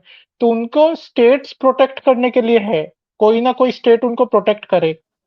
हिंदूज के पास एक स्टेट नहीं। राइट। एक नेपाल था, वो भी बड़ा वीक स्टेट था, उसको भी सेक्युलर बना दिया। ये एक बहुत बड़ा प्रॉब्लम है कि सोनिया ने जो भी बनाया ना। रिलीजन आज स्ट्रांग है, उनका अपना स्टेट है बहुत स्ट्रांग, सीट ऑफ पावर है, जो अब्राहमिक रिलीजन्स ने बनाया। सही बात है, इसीलिए तो चाहिए हमें, इसीलिए तो हिंदू So राष्ट्र की okay, बात चल रही so Sri Harsha has left unfortunately, but he had a comment. So let us look at that. है। एग्जैक्टली। क्या बताए अब। मैं कल देख रहा था, आई थिंक जे जे भट्टाचार्य एक बंदे का नाम है, वो ट्रम्प के कमिटी में है, नेशनल आई थिंक NIH का कुछ मेंबर भी है। एंड दिस गाय राइट, मतलब Jayant Bhattacharya, NIH director, and he has converted. ठीक है, तो वही बात है, हमें पता ही नहीं है कि कितने Hindu just to get higher position and all these things, how many Hindu intellectuals have converted to Christianity, how many crypto Christians are there in the intellectual arena, we don't even know that। ठीक है, तो ये तो हमारा हाल है कि कोई भी थोड़ा पढ़ लिख के बड़ा हो जाता है, वो पोजीशन के लिए फिर कन्वर्ट कर लेता है। अब मैं और एक इंफॉर्मेशन मैं देख रहा था, जैसे ऑब्वियसली उसी 1930-31 के अराउंड, जब भगत सिंह का फांसी भी हुआ था, आई थिंक 31 में, शायद उसी साल टाइम मैगजीन में पर्सन ऑफ द ईयर कौन बना था, महात्मा गांधी, राइट। महात्मा गांधी को ये लोग सेंट गांधी बुलाते थे ना। उस साल जो Times man of the year Gandhi हुआ, तो तब उसका जो चीफ एडिटर था टाइम का, टाइम मैगजीन का, वो एक कंजर्वेटिव क्रिश्चियन था। ठीक है। So we don't know what actually happened, right, for which this guy used to be called Saint Gandhi and was made the person of the century or whatever, person of the year, and made by a Christian conservative who was the chief editor of that magazine. So Hindu, as a Hindu, we are very naive. We don't even know what is happening around us. कौन किसके साथ जुड़ा हुआ है? श्री हर्षा आ गया है शायद। Hello. हाँ sir. Hi Vijay. Hi hi Shri Harsh. So I had to drop off because I was not able to hear actually the other participants, whatever they were talking. हाँ हाँ। So, okay. So ये हुआ है आज ही सुबह I was talking to my sister's kid. Okay, she's I think वो first grade में है. वो बोल रहे थे कि 25 दिसंबर को क्रिसमस है ना, तो ठीक है. मैंने बोला कि अभी क्या चल रहा है, कि स्कूल वाले सेलिब्रेट कर रहे हैं, क्या हो रहा है करके. हाँ हाँ, स्कूल में सेलिब्रेशन होने वाला है, but I know for sure that it is not a convent और क्रिस्टियन स्कूल. हम्म। वो भी छोटा सा स्कूल है. इट्स लाइक गली के मोहल्ले के आखिरी में है वो. सो right. I think there is something at the grassroots itself. There should be some books very visually appealing that similar to being different, right? See, at that hmm. age, उनको we should not be telling them ये हमारा है और दूसरा है करके, but at least we should say in a very gentle manner, visually appealing, what is धार्मिक. Okay, ये हमारा फैमिली है, ये these are the धार्मिक traditions. जो भी बाहर के हैं वो अपने आप पता चल जाएंगे उनको when they encounter them is what uh, right. मेरे को लग रहा है ऐसा. I don't know your thoughts on that. यार सी, हमें वही बात चल रहा था नहीं, हमें शत्रुबोध नहीं है, और हमारा जो स्क्रिप्चर है उनसे हमको दूर रखा गया है। और जो एजुकेशनल इंस्टीट्यूशन हो गया, जुडिशियरी हो गया, ब्यूरोक्रेसी हो गया, अपना जो कॉन्स्टिट्यूशन हो गया, वो सारा क्रिश्चियन है। सो एक तो हिंदुओं को अपने स्क्रिप्चर से दूर रख रहे हो थ्रू आउट, और फिर उनको डाल रहे हो एक ऐसे मतलब हीट बात में, जो हीट बात एक्चुअली क्रिश्चियन है। सो ये सब होगा, ये बहुत नेचुरल है। And who framed all these things, they knew it कि इस तरह का चीजें हो जाएगा धीरे धीरे। That's why they call it secular state. मैं बार बार वही बोल रहा हूँ ना कि इनके मुताबिक सेकुलर स्टेट वो है कि जो टेम्पोरल स्टेट है, जो इवेंचुअली जीसस के सेकेंड कमिंग से पहले जो क्रिश्चियन स्टेट में कन्वर्ट हो जाएगा। This is how they see a secular मतलब स्टेट। हवा सांस भी लेनी है तो वही अंदर जा रहा है, लग रहा है कि दिस इज entirely इकोसिस्टम भी नहीं.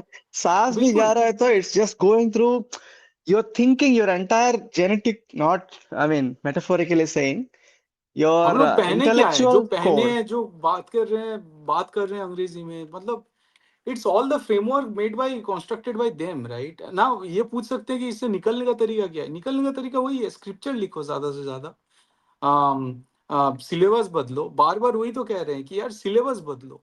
ठीक है।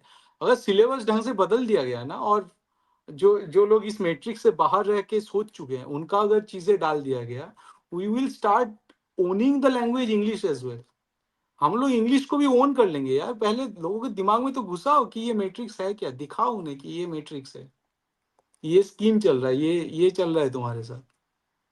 नहीं, वो जब तक नहीं दिखाओगे। और मुझे वही लगता है कि अभी मतलब जो मतलब सेंट्रल गवर्नमेंट में जो पावर भी है, उनको ये सब समझ, they don't understand these things because probably they don't have that much intellectual capacity and they don't want to listen also.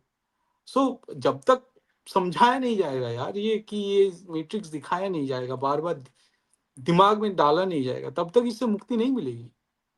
ठीक है। And sorry, जब लोग बड़े हो जाते हैं ना, उसके बाद जितना भी स्लोगनियरिंग ये अभी जो हम कर रहे हैं, we had some kind of awakening sometime back, right?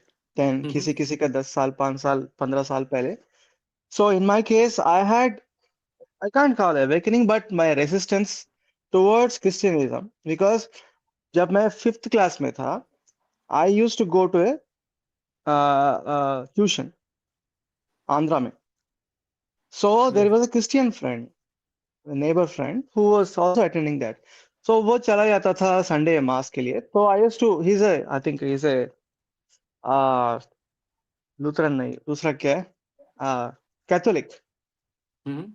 So he used to tell me, I used to tell him, hey, तुम्हारा अच्छा टाइम चल रहा है, you just start by 10 o'clock. So then he used to say, तुम भी Christian बन जाओ, तुम भी मेरे साथ आ जाओ. So I was like, hey, क्या है? I don't know what exactly it is. Right. What is Christian? I mean, what is this? So the moment I heard that, right, there is something resistance that came out of me. Like, ये Right. कुछ तो कर रहा है, ये दिमाग में कुछ तो कर रहा है. So later I realized when I went to 8th, 9th, I never could uh, get myself rid of that thought Hmm. कि कैसे हो सकता है 5वीं कक्षा में कोई, मतलब उसके दिमाग में इतने बार डाला होगा कि हम लोग कुछ अलग है, हम लोग कुछ Exactly. पापी है कि yeah, this is unbelievable. That's the reason दूसरा दूसरा observation है. This is the first observation. The reason that I had my first encounter with Christianism. दूसरा है when people grow, right? It will become sloganeering. What I'm saying is with BJP के लाओ, बस सब ठीक हो जाएगा. Hmm. Hmm. Hmm. तो ये जो sloganeering है, instead of having, it will not change anything. BJP will take all the uh, conversion mafia also with them in the name of Right. national unity, Right. and then they will include more of their in the name of Desh Bhakti. You have to also include all of these. So Right. that's what I suspect. I would like to hear from you too on this. No secularism is a black hole ना. It's a black hole. जो भी party power में जाएगा वो उस black hole के अंदर आ जाएगा. तो ये तो ऑब्वियस है. इसीलिए तो ये स्ट्रक्चर चेंज करना होगा. और जो कि बहुत बड़ी बात है, लेकिन इतनी बड़ी बात भी नहीं है क्योंकि ये इमरजेंसी के टाइम डाला गया था. ठीक है. तो अम, इसको तरीका वही है कि सेकुलरिज्म, सेकुलर वर्ड को पहले तो चेंज करो, उसको पंथ निरपेक्ष लिख दो, फिर बोलो यार सेम वर्ड है, हमें तो मतलब एटलीस्ट ये वर्ड को चेंज करो. Secular means a completely different thing than पंथ निरपेक्षता. बट यू इंट्रोड्यूस इट कि ठीक है पंथ निरपेक्ष. ठीक है. जब पंथ निरपेक्ष करोगे फिर बोलो, फिर क्वेश्चन आएगा कि पंथ कौन कौन सा होता है. तो धीरे धीरे इसको उस तरफ ले जाओ ताकि वो एंटी कल्ट, एंटी सुपरस्टिशन बन जाए. और इंडिया में ज्यादातर जो कन्वर्शन होता है क्रिश्चियनिटी का वो तो थ्रू सुपरस्टिशन होता है. तो तुम एक अच्छा सा एक एंटी सुपरस्टिशन एक्ट बनाओ, जो महाराष्ट्र में जैसा एक एंटी सुपरस्टिशन एक्ट बना है, और उसको ढंग से इम्प्लीमेंट करो, इनके ऊपर थोपो, उसको स्ट्रिक्ट बनाओ. ठीक है. क्योंकि इनका फैलाने का और कोई तरीका ही नहीं है अदर देन सुपरस्टिशन, और अदर देन वही कुछ छोटा मोटा कुकी कि भाई ये पोजीशन मिल जाएगा. जैसे हमारे एरिया में, हमारे डिस्ट्रिक्ट में क्रिश्चियन कॉलेज है, तो उसका प्रिंसिपल बनना है तो तुम्हें क्रिश्चियन बनना पड़ेगा. ये लॉ को चेंज करो. जितने भी क्रिश्चियन प्रॉपर्टीज है, काफी सारे टाउन डिस्ट्रिक्ट में देखोगे जो सेंट्रल जगह है वो क्रिश्चियनिज्म ने हड़प कर रखा है. लेकिन मैंने सुना था कि एक 99 ईयर का ये लीज है. तो 99 ईयर का लीज है जो कुछ दिनों में खत्म होने वाला है. तो फिर क्रिश्चियन जो पार्टीज है उनको बोलो कि भाई ये जगह छोड़ो, ये तो सरकार का जगह होगा अब से. सो मतलब लैंड माफिया एक तो वाकफ है और उसके साथ मिशनरी है. These are the biggest land mafia right now in the whole of India. तो इनसे तो छुटकारा मिले पहले. Yeah, और I just have to compliment you that क्योंकि मेरे को सेक्युलरिज्म का, I mean, I thought I knew, but last session, 8th session or 7th में, I think you explained about in detail कि right. church, ultimately everything has to be converted. This is a right. temporary realm. So yeah, I think that I explained to my Bengali colleague कि इसीलिए church and state both handshake करते हैं is to spread the, to bring the what say kingdom of God, जो भी terminology है, to other Right. places कि देखो 2-3% percent लेते हैं हर एक जर्मन सिटीजन से, I mean, Hmm. and then they spend it and send it outside and all of these. So it is Right. not जो हम सोचते हैं complete compartmentalization or different arena है. That's not the real thing Exactly. that, yeah. Secular, what secular literally mean temporal na, matlab you have to understand that one part. Out of all the words that they could have chosen, secular क्यों choose किया? Because they mean it. They mean कि सनातन वही है, Christianism है और ये temporal state है. It's as simple as that. वो जब दिखने लगेगा फिर ये जो आसपास जो फॉग फैलाया गया है सेकुलरिज्म को लेके वो हट जाएगा. एक Again, एक बात sorry. Yep. I was about to ask, is it the eighth one that you explained this, or was it the earlier? 7th and 8th I think दोनों में हम लोग थोड़ा थोड़ा करके बोले थे इसको, राइट? देखता हूँ मैं, इतना सारा लेक्चर हो Oh, गया अब that's मुझे fine. याद That's नहीं fine. है I'll go एग्जैक्ट. back. नहीं That's नहीं, fine. You अभी don't मेरे पास bother है, about it. मैं बोल देता हूँ. You can go on. The others, I'll give chance for the others. Split and schism in human psyche, colonialism, slavery, yeah, I think enlightenment, renaissance and apologism, right? Part 7 था ये शायद, lecture 7. एक एक point है secularism पर कि हम लोग सोचते हैं कि सेक्युलरिज्म इसलिए लाया गया कि चर्च स्टेट को कंट्रोल ना करे।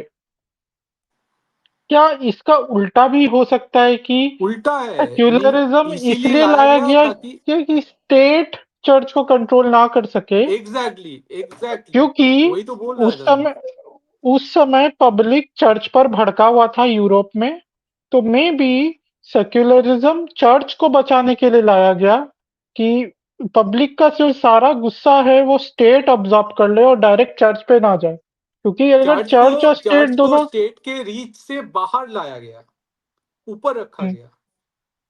यही नहीं से तो जैसे स्टेट चर्च को खत्म कर देता। इंडियन कॉन्स्टिट्यूशन का रीच यहाँ तक है, और ये जो इस्लाम हो गया, क्रिश्चियनिज्म है, उसका रीच यहाँ तक है. तो इंडियन स्टेट कोई भी हालत में इनको छू नहीं सकता.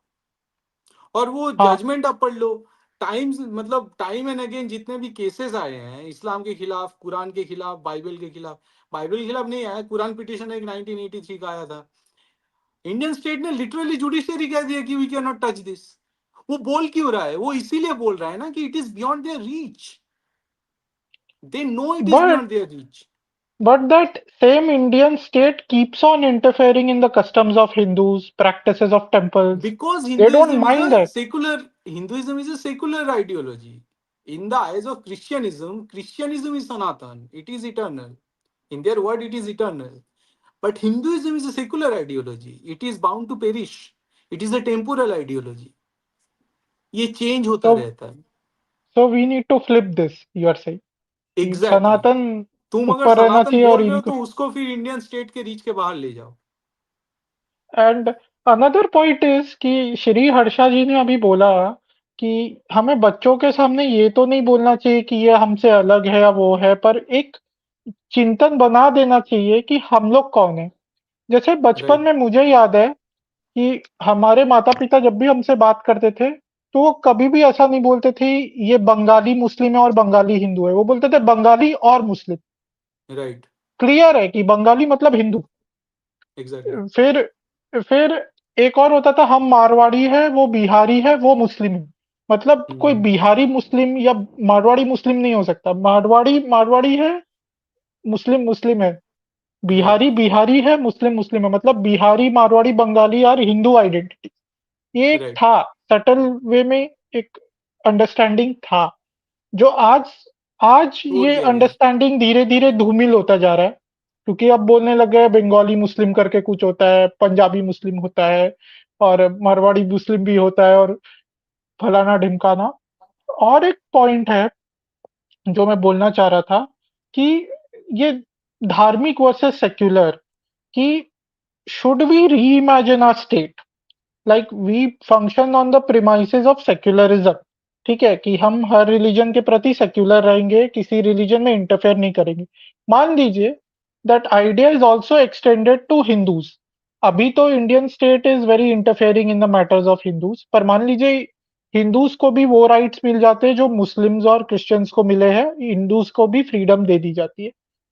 My point is even that is enough और नॉट, क्योंकि मैं बोल रहा हूँ कि सेक्युलरिज्म के जगह धार्मिक दृष्टिकोण से देखे कि धर्म सर्वोपरि, चाहे कोई धर्म कुछ भी बोले, ठीक है, या साइंस भी कुछ भी बोले, यदि वो धर्म संगत है, फिर मैं धर्म को रिलीजन के हिसाब से नहीं देख रहा हूँ, धर्म को धर्म के हिसाब से देख रहा हूँ। किसी की भी बात, चाहे वो रिलीजियस हो या नॉन रिलीजियस हो, वो धर्म संगत है तो उसको माना जाएगा। और राइट, जो धर्म के विरुद्ध है, चाहे वो किसी की आस्था हो, कुछ भी हो, हम उसको उखाड़ के फेंक देंगे। बिल्कुल। Should we reimagine our state like that?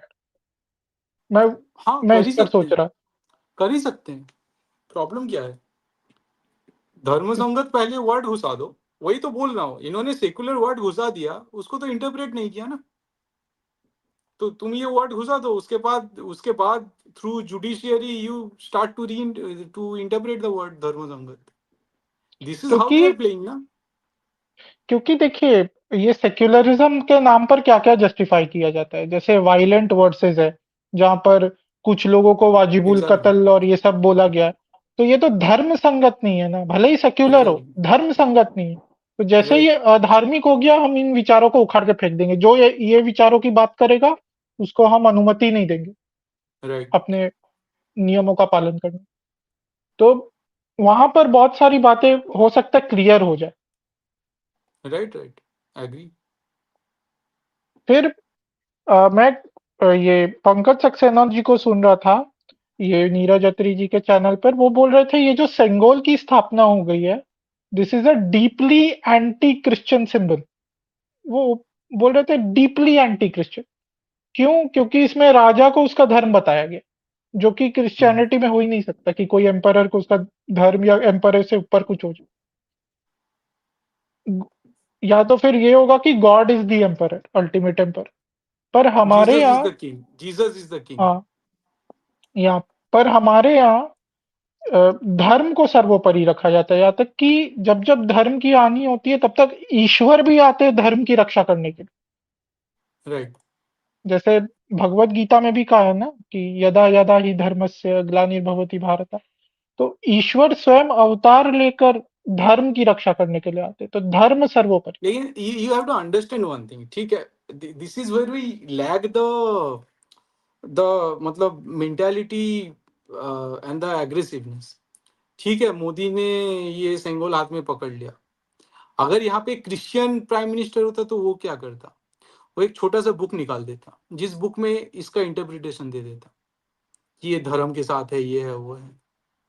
Modi did not utter a single word about कि सेंगोल पकड़ के व्हाट डज इट सिग्निफाई।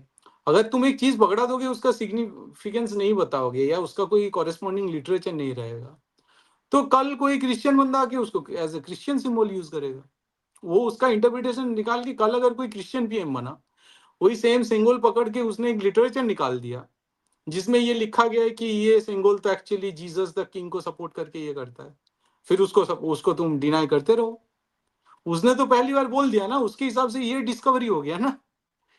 ये यहाँ पे हम लोग लैग करते हैं कि मतलब to assign the significance and to assign through literature, यहाँ पे हम लोग पीछे हो जाते हैं इन लोगों से। That there should be a proper narrative around Singol, that what Singol हाँ, stands for, मोदी ने ही लिख what दिया does ना, it और ये mean, मोदी को ही लिखना पड़ेगा। और कोई या लिखा फिर तो कोई उसके चलेगा नहीं। या फिर उसके ऊपर एक ग्रंथ निकाल दो, एक सेंगोल ग्रंथ, कि सेंगोल का क्या एग्जैक्टली। अर्थ है, हिंदू उसकी पहले ये करता मान्यता था ना, क्या है। Hindu use to do all these things. Hindus are not, मतलब Hindus did not use to be this much dumb as us. ठीक है। सेंगोल शास्त्र होना चाहिए, कि सेंगोल के ऊपर एक हाँ, शास्त्र होना चाहिए। बिल्कुल, बिल्कुल, उसी पे लिखो।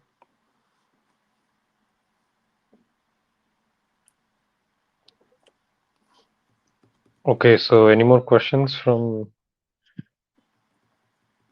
Didi, Sriharsha? Enforcer Yeah. जी आप भी अच्छा हाँ So बोलिए I, I mean, from so far what we have seen, right? It doesn't seem like the Modi government, at least in these matters, it's not that bold enough. But do you think, similar to how US does, right? Certain states pass certain laws. For example, I think जो Midwest के जो है ना, so example about abortion laws, etc. That is not equivalent, but I'm just saying like UP MP जैसे जगह से start करके slowly they have done certain laws, right? Anti-conversion. So right. would that be a better route instead of नहीं, कर ही रहे हैं ना, योगी को बैठा के रखा है, योगी कुछ कुछ करता रहता है बीच बीच में, सो वो तो चल ही रहा है। but in this domain of just secular whatever we have discussed earlier, right? कि domain कि church जो जिसका flip होना है, he redefining that. Right. So हाँ that अच्छा, part. नहीं बट वो तो सी सेकुलरिज्म, आई डोंट थिंक कि सेकुलरिज्म को एक्सप्लेन किया गया है, मतलब ये आई थिंक लिखा गया है कि हर एक जो भी पंथ है या फिर जो जो भी रिलीजियन है उसको इक्वली ट्रीट करेगा, ये शायद मेंशन है। बट सेकुलर को इस तरह से कॉन्स्टिट्यूशन में कहीं इंटरप्रेट नहीं किया गया है कि what do you mean by the word secular. So इसको तो कभी भी इंटरप्रेट किया जा सकता है, जैसे और प्रोबेबली थ्रू जुडिशियरी वो किया जा सकता है। इससे ज्यादा तो मुझे पता नहीं, अगर किसी को पता है तो Hello, वो कह सकते। can I speak? Can I speak? या sure sure sure sure. Okay, okay. So why the constitution is like this? First of all, as much as many people would like to say, the constitution is primarily just an extension of the 1935 Government of India Act. So whatever we always, want to say that the Germany's constitution was written by US or Japan's constitution was written by US. Well, even ours was written by the Brits. The Brits were there. I mean, they had this, larger than life figure over there. Second, whether the word secular remains or does not remain will not change the very essence of the constitution. The reason being, the minority rights were extensively debated. Now, there's a guy known as Saxena. I'm forgetting his first name. Okay, it's in the Constituent Assembly debate, 6th December 1948. I'm forgetting his first name. So when he's saying, what he's saying is that the minority rights were debated before the partition took place, and they have been kept in the same manner in the constitution, which means nothing was changed. So people now, very important. What's important from the Hindu point of view? Uh, the Abrahamics will always say that the constitution gives them the right to preach, to propagate, and all. Now, essentially, in the beginning, the constitution was only giving them the right to practice. Preach and propagate was not being allowed to them. There's a very in the Constituent Assembly debate again. Loknath Mishra has actively and Tandon has actively spoken against it. Now, why do they have this right then? Three actually, I'm forgetting the third guy's name, but two major men, J.J.M. Nicholas Roy and Father Jerome D'Souza. So in the beginning, they were not getting the right to preach and propagate. Loknath Mishra openly, categorically has categorically said that if you give them this right to preach and propagate, then you're essentially the wounded civilization, that is the Hindu civilization. You'll not give the civilization even a day of respite after fighting the colonization of both the Christians and the Islam for 1,000 years. Because who is propagating in nature? I mean, what kind of religion is the one that actually actively propagates, actively preaches? It's not the nature worshipping religion like us. It's the Abrahamic religions. So he has mentioned that. Then Jerome D'Souza was also from Congress, if I'm not wrong. No, sorry, J.J. Nicholas Roy. He was also from Congress, I think Bengal or Assam, one of these two places. Third man was he did not actively participate in the discussion, but he was a member. Was Hirendra Kumar Mukherjee, but convert. So if you see a Bhattacharya being a convert, well, a Mukherjee was a convert. He was the third governor of Bengal. Another name is Ashish Nandi. This name is very famous. He died, but he was a very big journalist from Bengal. Ashish Nandi. Pritish Nandi and Ashish Nandi, two brothers. They're convert. Nandi is Brahmin. And they are again not the first ones. So this has continued over there in Bengal, particularly Okay, so that is why the entire constitution, particularly this 26 to Article 26 to 30, that gives them special rights, would still remain, even if you remove the word secular. It is inbuilt into the constitution. It cannot be changed just by by changing the name or the word. And that is why secularism was so easily accepted. And that is why even Supreme Court actually says that it's a basic, there's a form of the basic doctrine or something like that. Because of this. Basic structure. Basic structure. Yes. That It's because bullshit. of this. So that is why even if you remove the word secular from the preamble, nothing would change because the fundamentals, actually the basic structure on which it was created will still exist. They will still get the special rights. They did not get the special rights because of the word secularism being added to the constitution. They get the special rights because those rights are protected in the article, in the basically Article 26 to 30. That gives them special rights to actually establish hospitals, schools, even You're actually right. Yeah. trust the state. So That one more Article thing. 25 to 30, ये जो minority right दिया गया है, इसके वजह से क्या हुआ? So for example if you go to Kochi, Kochi में जो वास्को डा गामा चर्च है, कितना पुराना चर्च है. तो बिकॉज ऑफ दिस राइट, तो उस राइट के साथ क्या आता है? इस राइट के साथ उनको जो जमीन है, चर्च के आसपास जो जमीन है, वो फिर वो राइट के अंदर आ जाता है. उसका मतलब ये है कि अगर माइनॉरिटी को तुम प्रोटेक्शन दे रहे हो, उसके इंस्टीट्यूशन को प्रोटेक्ट कर रहे हो, तो जमीन भी कोई कब्जा नहीं कर सकता अगेंस्ट कोई हिंदू मंदिर है, क्योंकि हिंदुओं के पास वो राइट नहीं है. तो हिंदू मंदिर के आसपास कोई भी कब्जा कर ले सकता है कि हिंदुओं के पास वो कुछ स्पेशल राइट नहीं है. सो इस तरह से इंडिया पे जो भी मतलब मिशनरी और ये जिहादी जो दोनों जिहाद कर रहे हैं, जो कब्जा जिहाद कर रहे हैं, इसका एक पार्ट ये है कि तुम ये जगह कब्जा कर सकते हो थ्रू स्पेशल राइट. तुम मंदिर पे भी कब्जा कर सकते हो because you have the special right and Hindus don't. तो इसलिए ये सारे लोग काफी टाइम क्या करते हैं, मंदिर के सामने एक चर्च खड़ा कर दिया और उस चर्च को फिर एक्सपेंड करने लगा तो ऑब्वियसली मंदिर का भी थोड़ा सा जमीन हड़प लिया. आप कांचीपुरम जाओगे, कांचीपुरम में हर एक बड़े बड़े पुराने टेम्पल 3000 लिखा हुआ है कि ये पेड़ 3-4 हजार साल पहले जब शिव जी के विवाह हुआ थे उस टाइम का पेड़. मतलब इतना पुराना मंदिर, उसके सामने चर्च और मस्जिद खड़ा करके जमीन हड़प रहे हैं और हिंदू कुछ बोल नहीं सकता.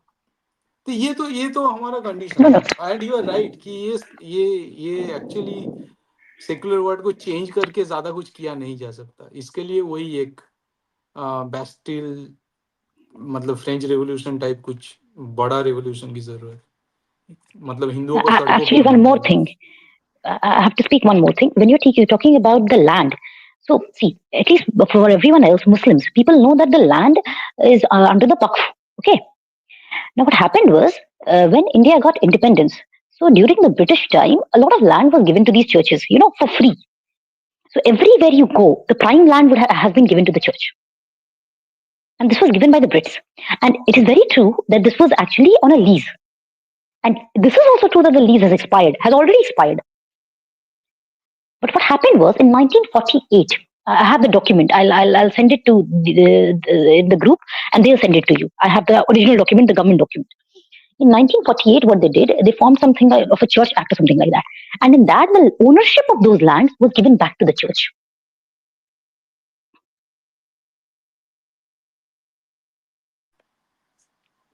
So what does it imply? What does it imply? So essentially, instead of taking the land back from the church, like any normal state would have done, that you have gotten the land because of the colonial structures, so give us back the land. What they did was, instead they transferred the land to the church.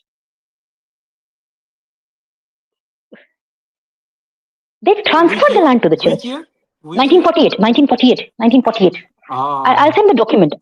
Okay. I'll send the document and they'll send it to you. फिर अब तो lease नहीं रहा, मतलब अब तो lease में नहीं है, अब तो उनके पास नहीं उनके पास चला गया है. But we can take the land back. We can take the land back because if we can do the land reform, see, understand, property rights are not very easily defined in this country. And this is a very big loophole. There is no right to property act yet. Right. So why was Nehru against the right to property act?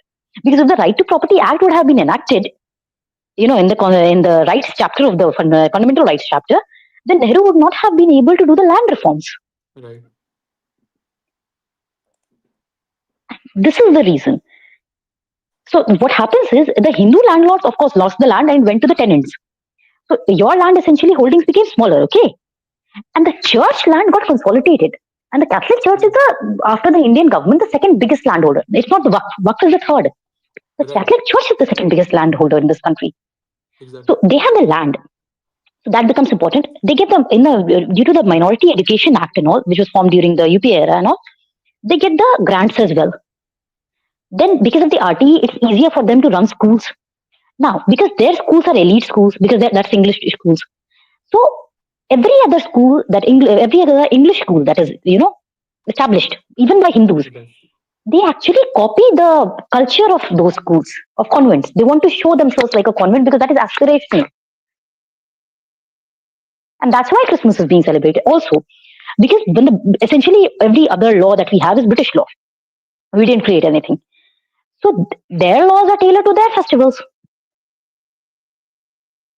That's why we have holidays in winter, in this, December to January. So when you have holidays, naturally the schools will celebrate festivals and you have holidays, so children will feel happy. Observe something. During every festival of Holi, Diwali, just after Holi, Diwali, either after Holi there'll be their final exam, or just before Holi there'll be final exams. In case of Diwali, there'll be second or third terminals. So they're not even celebrating the festivals. Christianity is subtle. It's not in your face like Islam. It's a So very this is a subtle kind of. tropical country. This is a tropical country. और यहाँ पे मतलब ठंड के time छुट्टी रहती है. वो हफ्ता जो 25 ऑफ दिसंबर है, 25 ऑफ दिसंबर में छुट्टी देने की जरूरत क्या है? तो ज्यादा छुट्टी क्यों दे रहे हो?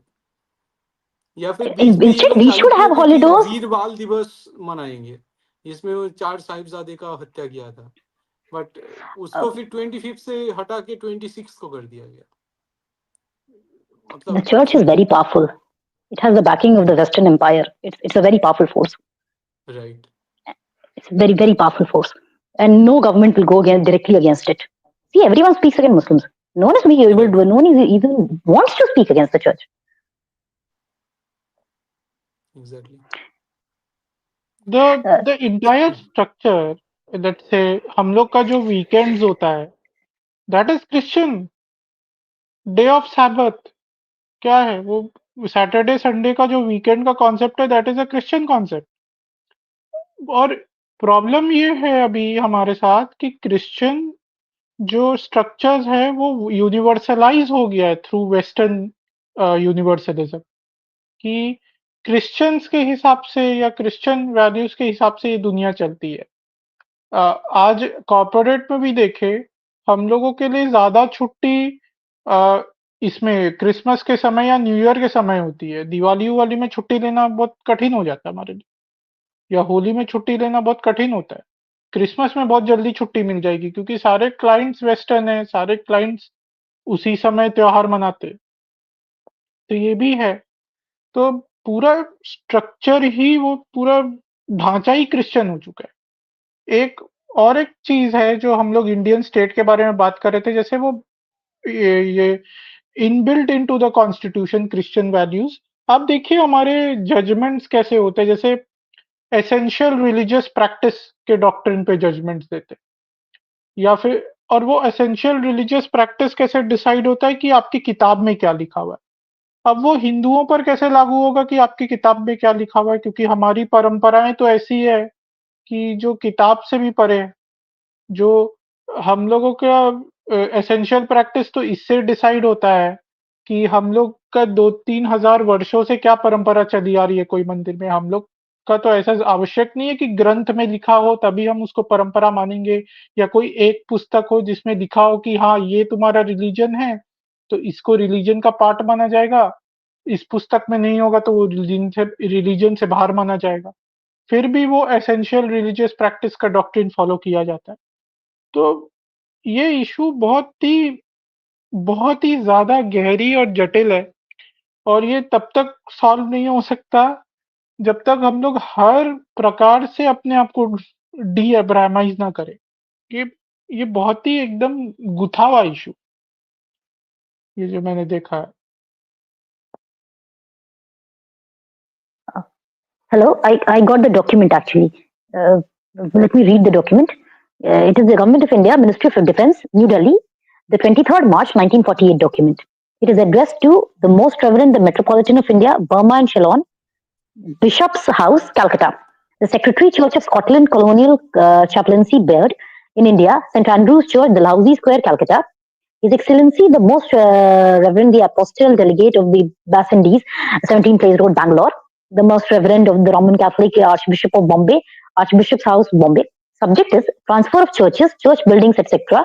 to the church authorities concerned on the wind-up of ecclesiastical affairs with effect from 1st April 1948. I've sent the document, and it is 11 pages. I think it's you'll get a. I think it's just not the complete document that I was able to get from the net.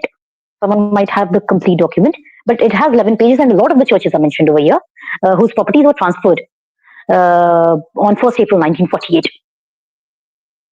The state has not acted like a normal state since forever. Our basic problem is that we are actually trying to pinpoint the mistakes to the Muslims or the Christians, when in reality, the Indian state is created in such a way that it is a biased state.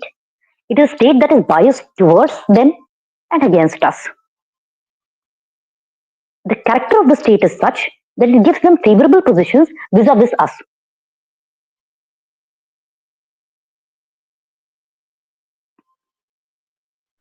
You have to write a new constitution altogether.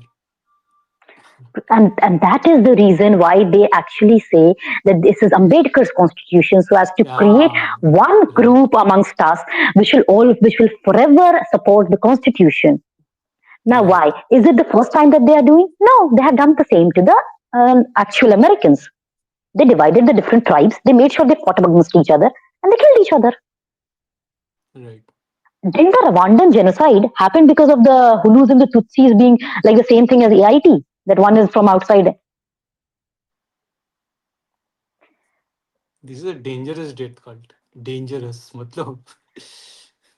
It is very dangerous. It's subtle. The thing is not. It's not in your face. It's subtle.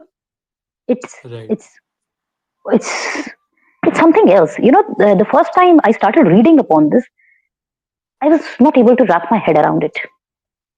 Again, And whatever one more they thing. do now, they write somewhere.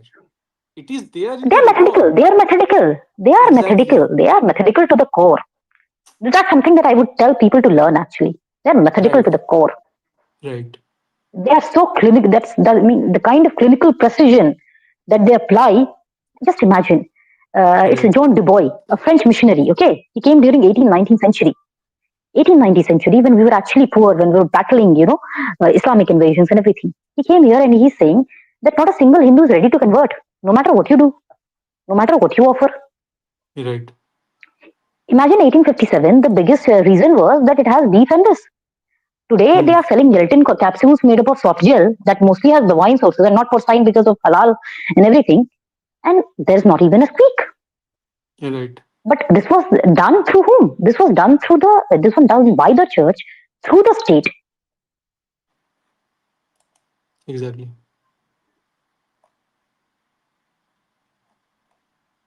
They have weaponized the state against us very well.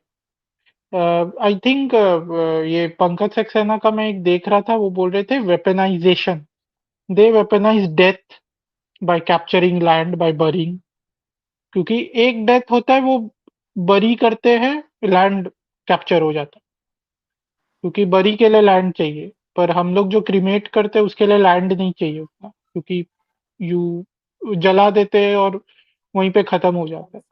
So they weaponise death, they weaponise your state, they weaponise illness, कि आप hospital में जा रहे हैं, आपको hospital Hmm. में तब इलाज मिलेगा जब आप कन्वर्ट होंगे. Convert हो दे जाओगे. Right. वेपनाइज चैरिटी, चैरिटी इन अ वे कि देखो हम जो चर्च है वो चैरिटी देते हैं, हम कितने महान है, तो तुम ईसाई बन जाओ उस हिसाब से. तो they weaponise everything, they weaponise Very things that we psyche. Can not even They imagine have weaponising. weaponized madness. पागल लोगों को मतलब मैडनेस को वेपनाइज किया कि नॉर्मल जो भी जो चर्च नहीं जा रहा है उसको पागल डिक्लेयर करके एसाइलम में डाल दो. They have weaponize psyche to come up with things like counsellor, psychologist and what not. ठीक है, तुम्हारा अगर कोई मेंटल डिजीज है तो वो कोई काउंसलर को दिख रहा है क्या? नहीं दिख रहा है ना, वो तुम्हें ही पता है ना.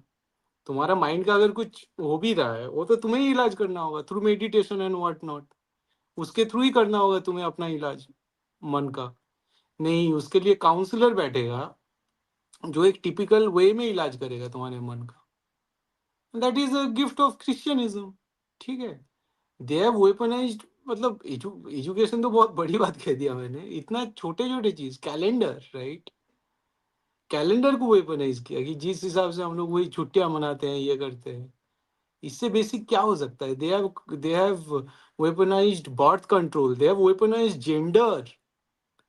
कि लड़की, और आजकल इंडिया में इतना ज्यादा ये जेंडर वर्ड चल रहा है कि कोई नहीं, एक दूसरे के अगेंस्ट बात करते रहो तो एक नैरेटिव क्रिएट हो जाएगा दूसरे जेंडर के अगेंस्ट. सो मतलब आपको आप यदि लॉज देखेंगे हमारे इंडियाज में कैसे पास होते हैं, आप कोई भी मैट्रिमोनियल लॉ देखिए, सबके पीछे एनजीओ है, कोई ना कोई हाँ, एनजीओ फॉरेन फंडेड। राइट, हमारे इंस्टीट्यूशन ऑफ मैरिज को बर्बाद करने पर हाथ इनका है। राइट. इतने सारे जो ड्रैकोनियन लॉज बनाए हैं कि विमेन पे ऑपरेशन हो रहा है, तो ऐसे ड्रैकोनियन लॉज बना देते कि हम पुरुष को जन्म से ही अपराधी मानेंगे, तो उसका हाँ, मिसयूज भी होगा और वैमनस्य ही फैलेगा खाली। तो वो भी है। एक और आप महिला को विक्टिम दिखा दिखा के उनके मन में जहर भर रहे हैं कि family is oppressive, marriage is oppressive, men are oppressive. दूसरी ओर एंटी मेन लॉज बनाकर आप पुरुषों के मन में भी कटुता डाल रहे हैं कि मेरा कोई दोष नहीं है दोनों फिर भी तरफ मैं से जेल में चल रहा है. सड़ूं। एग्जैक्टली, तो दोनों तरफ से बहुत चल रहा अच्छे है. से ये किया गया है। और एक मैं चीज सुनता हूँ, बहुत जन बोलते हैं ना ये देश धर्म से नहीं चलेगा, संविधान से चलेगा, संविधान ही हमारा गीता है, ग्रंथ है।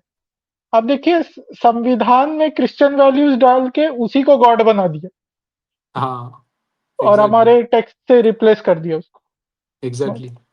और हमारे सामने किया इसको, आंखों के सामने किया, कोई कुछ नहीं कर पाया. I think many Hindu thinkers जो नेशनलिस्ट थे, जो इंडिपेंडेंस मूवमेंट में भी हिंदू नेशनलिस्ट थे, I think they didn't get what the long term plan is. Most right, of the Hindu leaders even didn't get this कि राइट. ये कॉन्स्टिट्यूशन ऐसा कुछ क्यों कुछ लोगों बनाया के जा रहा दिमाग है। में आ गया था, कुछ कुछ लोगों के पल्ले पड़ गया था. सुभाष बोस उनमें से था जिनको समझ में आ गया था कि ये चल क्या रहा है इधर. उनके कुछ कुछ लेटर्स है जिसमें देखने को मिलता है कि उसको वो झलक दिख गया था कि इनका मंशा एंड क्या है. And I think may be Savarkar also, हाँ, क्योंकि राइट, वो हिंदू महासभा के साथ अपना कॉन्स्टिट्यूशनल फ्रेमवर्क भी बनाया था उन्होंने। तो right, I think these were the people who wanted to challenge the British system. Not only that, they wanted the British government to go out, they wanted the British framework to be thrown out. इनको right, जिस प्रकार से purge किया post independent या post colonial state ने, अब देखिए कितना विशियसली पर्ज किया गया सावरकर को राइट. या बोस को, बोस को. क्योंकि दे अंडरस्टूड द गेम कि ये लॉन्ग टर्म गेम चल रहा है। राइट. तो आई डोंट नो, अभी भी कोई संविधान को लेकर कुछ बोल दे तो यहाँ पर बवाल हो जाता है कि अम्बेडकर के संविधान को कैसे बोल दिया, आप संशोधन भी नहीं कर सकते, ऐसे कैसे। कुछ बातें आप कर सकते हैं हिंदुओं के लिए, पर आप कुछ बातें यहाँ तक कि जो मेन स्ट्रीम हिंदुत्व साइड है उसमें भी नहीं कर सकते।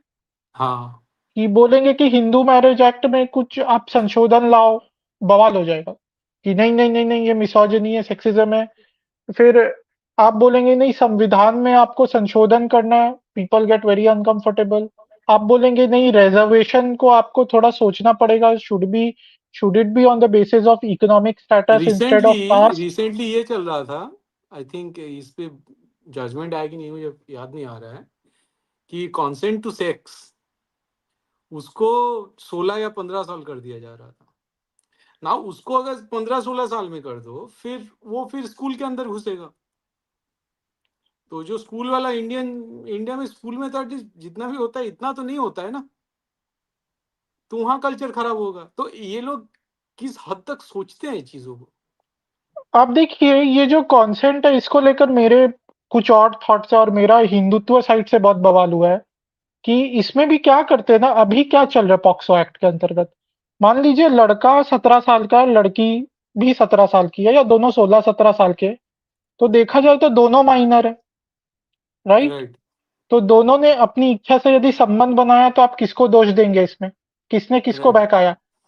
पर हमारे पॉक्सो एक्ट में पनिश किया जाता है लड़कों को, क्योंकि अजम्पशन है कि लड़के लड़कियों पर अत्याचार करते राइट। हैं, और उससे कितने लड़कों का जीवन बर्बाद होता है हम कल्पना नहीं कर सकते। हम एक ही तरफा सोचते हैं, हिंदू साइड भी इतना मतलब लीनियर माइंडेड हो चुकी है कि उनको समझ में नहीं आता कि लॉन्ग टर्म कॉन्सिक्वेंसेस क्या होते हैं घटिया लॉस के। वो सोचते हैं सोसाइटी में कोई प्रॉब्लम है, लॉ लाओ, बैन करो, क्रिमिनलाइज करो, हो जाता है। वो ये नहीं सोचते कि maybe we need to set up a framework कि लड़का लड़की यदि नाबालिग होके साथ में आ रहे हैं तो उनको समझाए पहले काउंसलर के पास बैठा के कि इसके चैलेंजेस क्या है। काउंसलर या कोई भी, चलो धर्मगुरु को ही ले आओ, बोलो कि ब्रह्मचर्य और वीर्य रक्षा का महत्व क्या होता है, यही समझाओ। योग योगस्थ जीवन का महत्व क्या होता है, क्यों आपको अपने आप को बचा करके रखना पड़ता है, कोई चर्चा नहीं है, सीधा जेल में डाल दो। ये तो प्रॉब्लम है कि हम लोगों का प्रॉब्लम ही यही है। Okay, so any questions on the topic of today, or I guess Bijidda, time हो गया है ना? Like it's now more हाँ, than we can close, not a problem. 30 minutes. Yeah. So any And last thank words you you all have for over joining. slavery?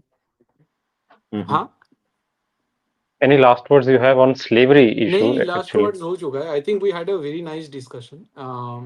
Slavery ये True, तो true. हो गया। I think हम लोग, मैं भूपेंद्र को बोल रहा था, और एक दो चैप्टर आई थिंक मैंने सेकुलरिज्म पे एक रखा है, उस पे फिर नेक्स्ट वाले सेकुलरिज्म Nice. पे करें क्या एक्सप्लिसिटली। Yeah, absolutely, absolutely. तो We can go तीन forward तीन with और that. मैंने सोचा था यही क्रिश्चियनिज्म पे डिस्कस करने के लिए। एक सेकुलरिज्म है, दूसरा तो मैं Mhm. तो बात करता ही रहता हूँ, intentional morality and spontaneous morality. Amazing. और तीसरा कि how to defeat the death cult. तो Crucial. फाइनल तो हम लोग Mhm. हर वक्त डिस्कस करते ही रहते हैं, ये तो बहुत जेनेरिक टॉपिक हो गया, बट आई थिंक सेकुलरिज्म पे एक कर लेते हैं, और इंटेंशनल मोरालिटी स्पॉन्टेनियस मोरालिटी पे एक कर ही लेते हैं। उस पे फिर Absolutely, नेचुरल absolutely. मोरालिटी ये सब आ Because जाएगा। फिर इसके बाद हम लोग yeah. एक सोच रहे हैं कि एक नया लेक्चर सीरीज चालू करेंगे, क्योंकि आपको अगर याद Mhm. होगा कि योगेंद्र यादव रिसेंटली एक जेएनयू गए थे, और उन्होंने बोला था कि we have to think about, we have to come up with Indian political theory, right? किसी ने अगर वो लेक्चर देखा है तो, सो Yeah, yeah. probably we are going to run a lecture series on Indian political theory. हम लोग बनाएंगे, हम लोग देंगे उनको इंडियन पॉलिटिकल थियरी, और प्रोबेबली जो लेक्चर दूंगा उससे फिर एक बुक भी निकाल देंगे। उसमें बेसिकली पहला एपिसोड वो जल्दी आई थिंक 2-3 हफ्ते में कर देंगे, कि पहला Mhm. इससे चालू करेंगे कि डी एब्रामाइजेशन इज डी कॉलोनाइजेशन, ठीक है?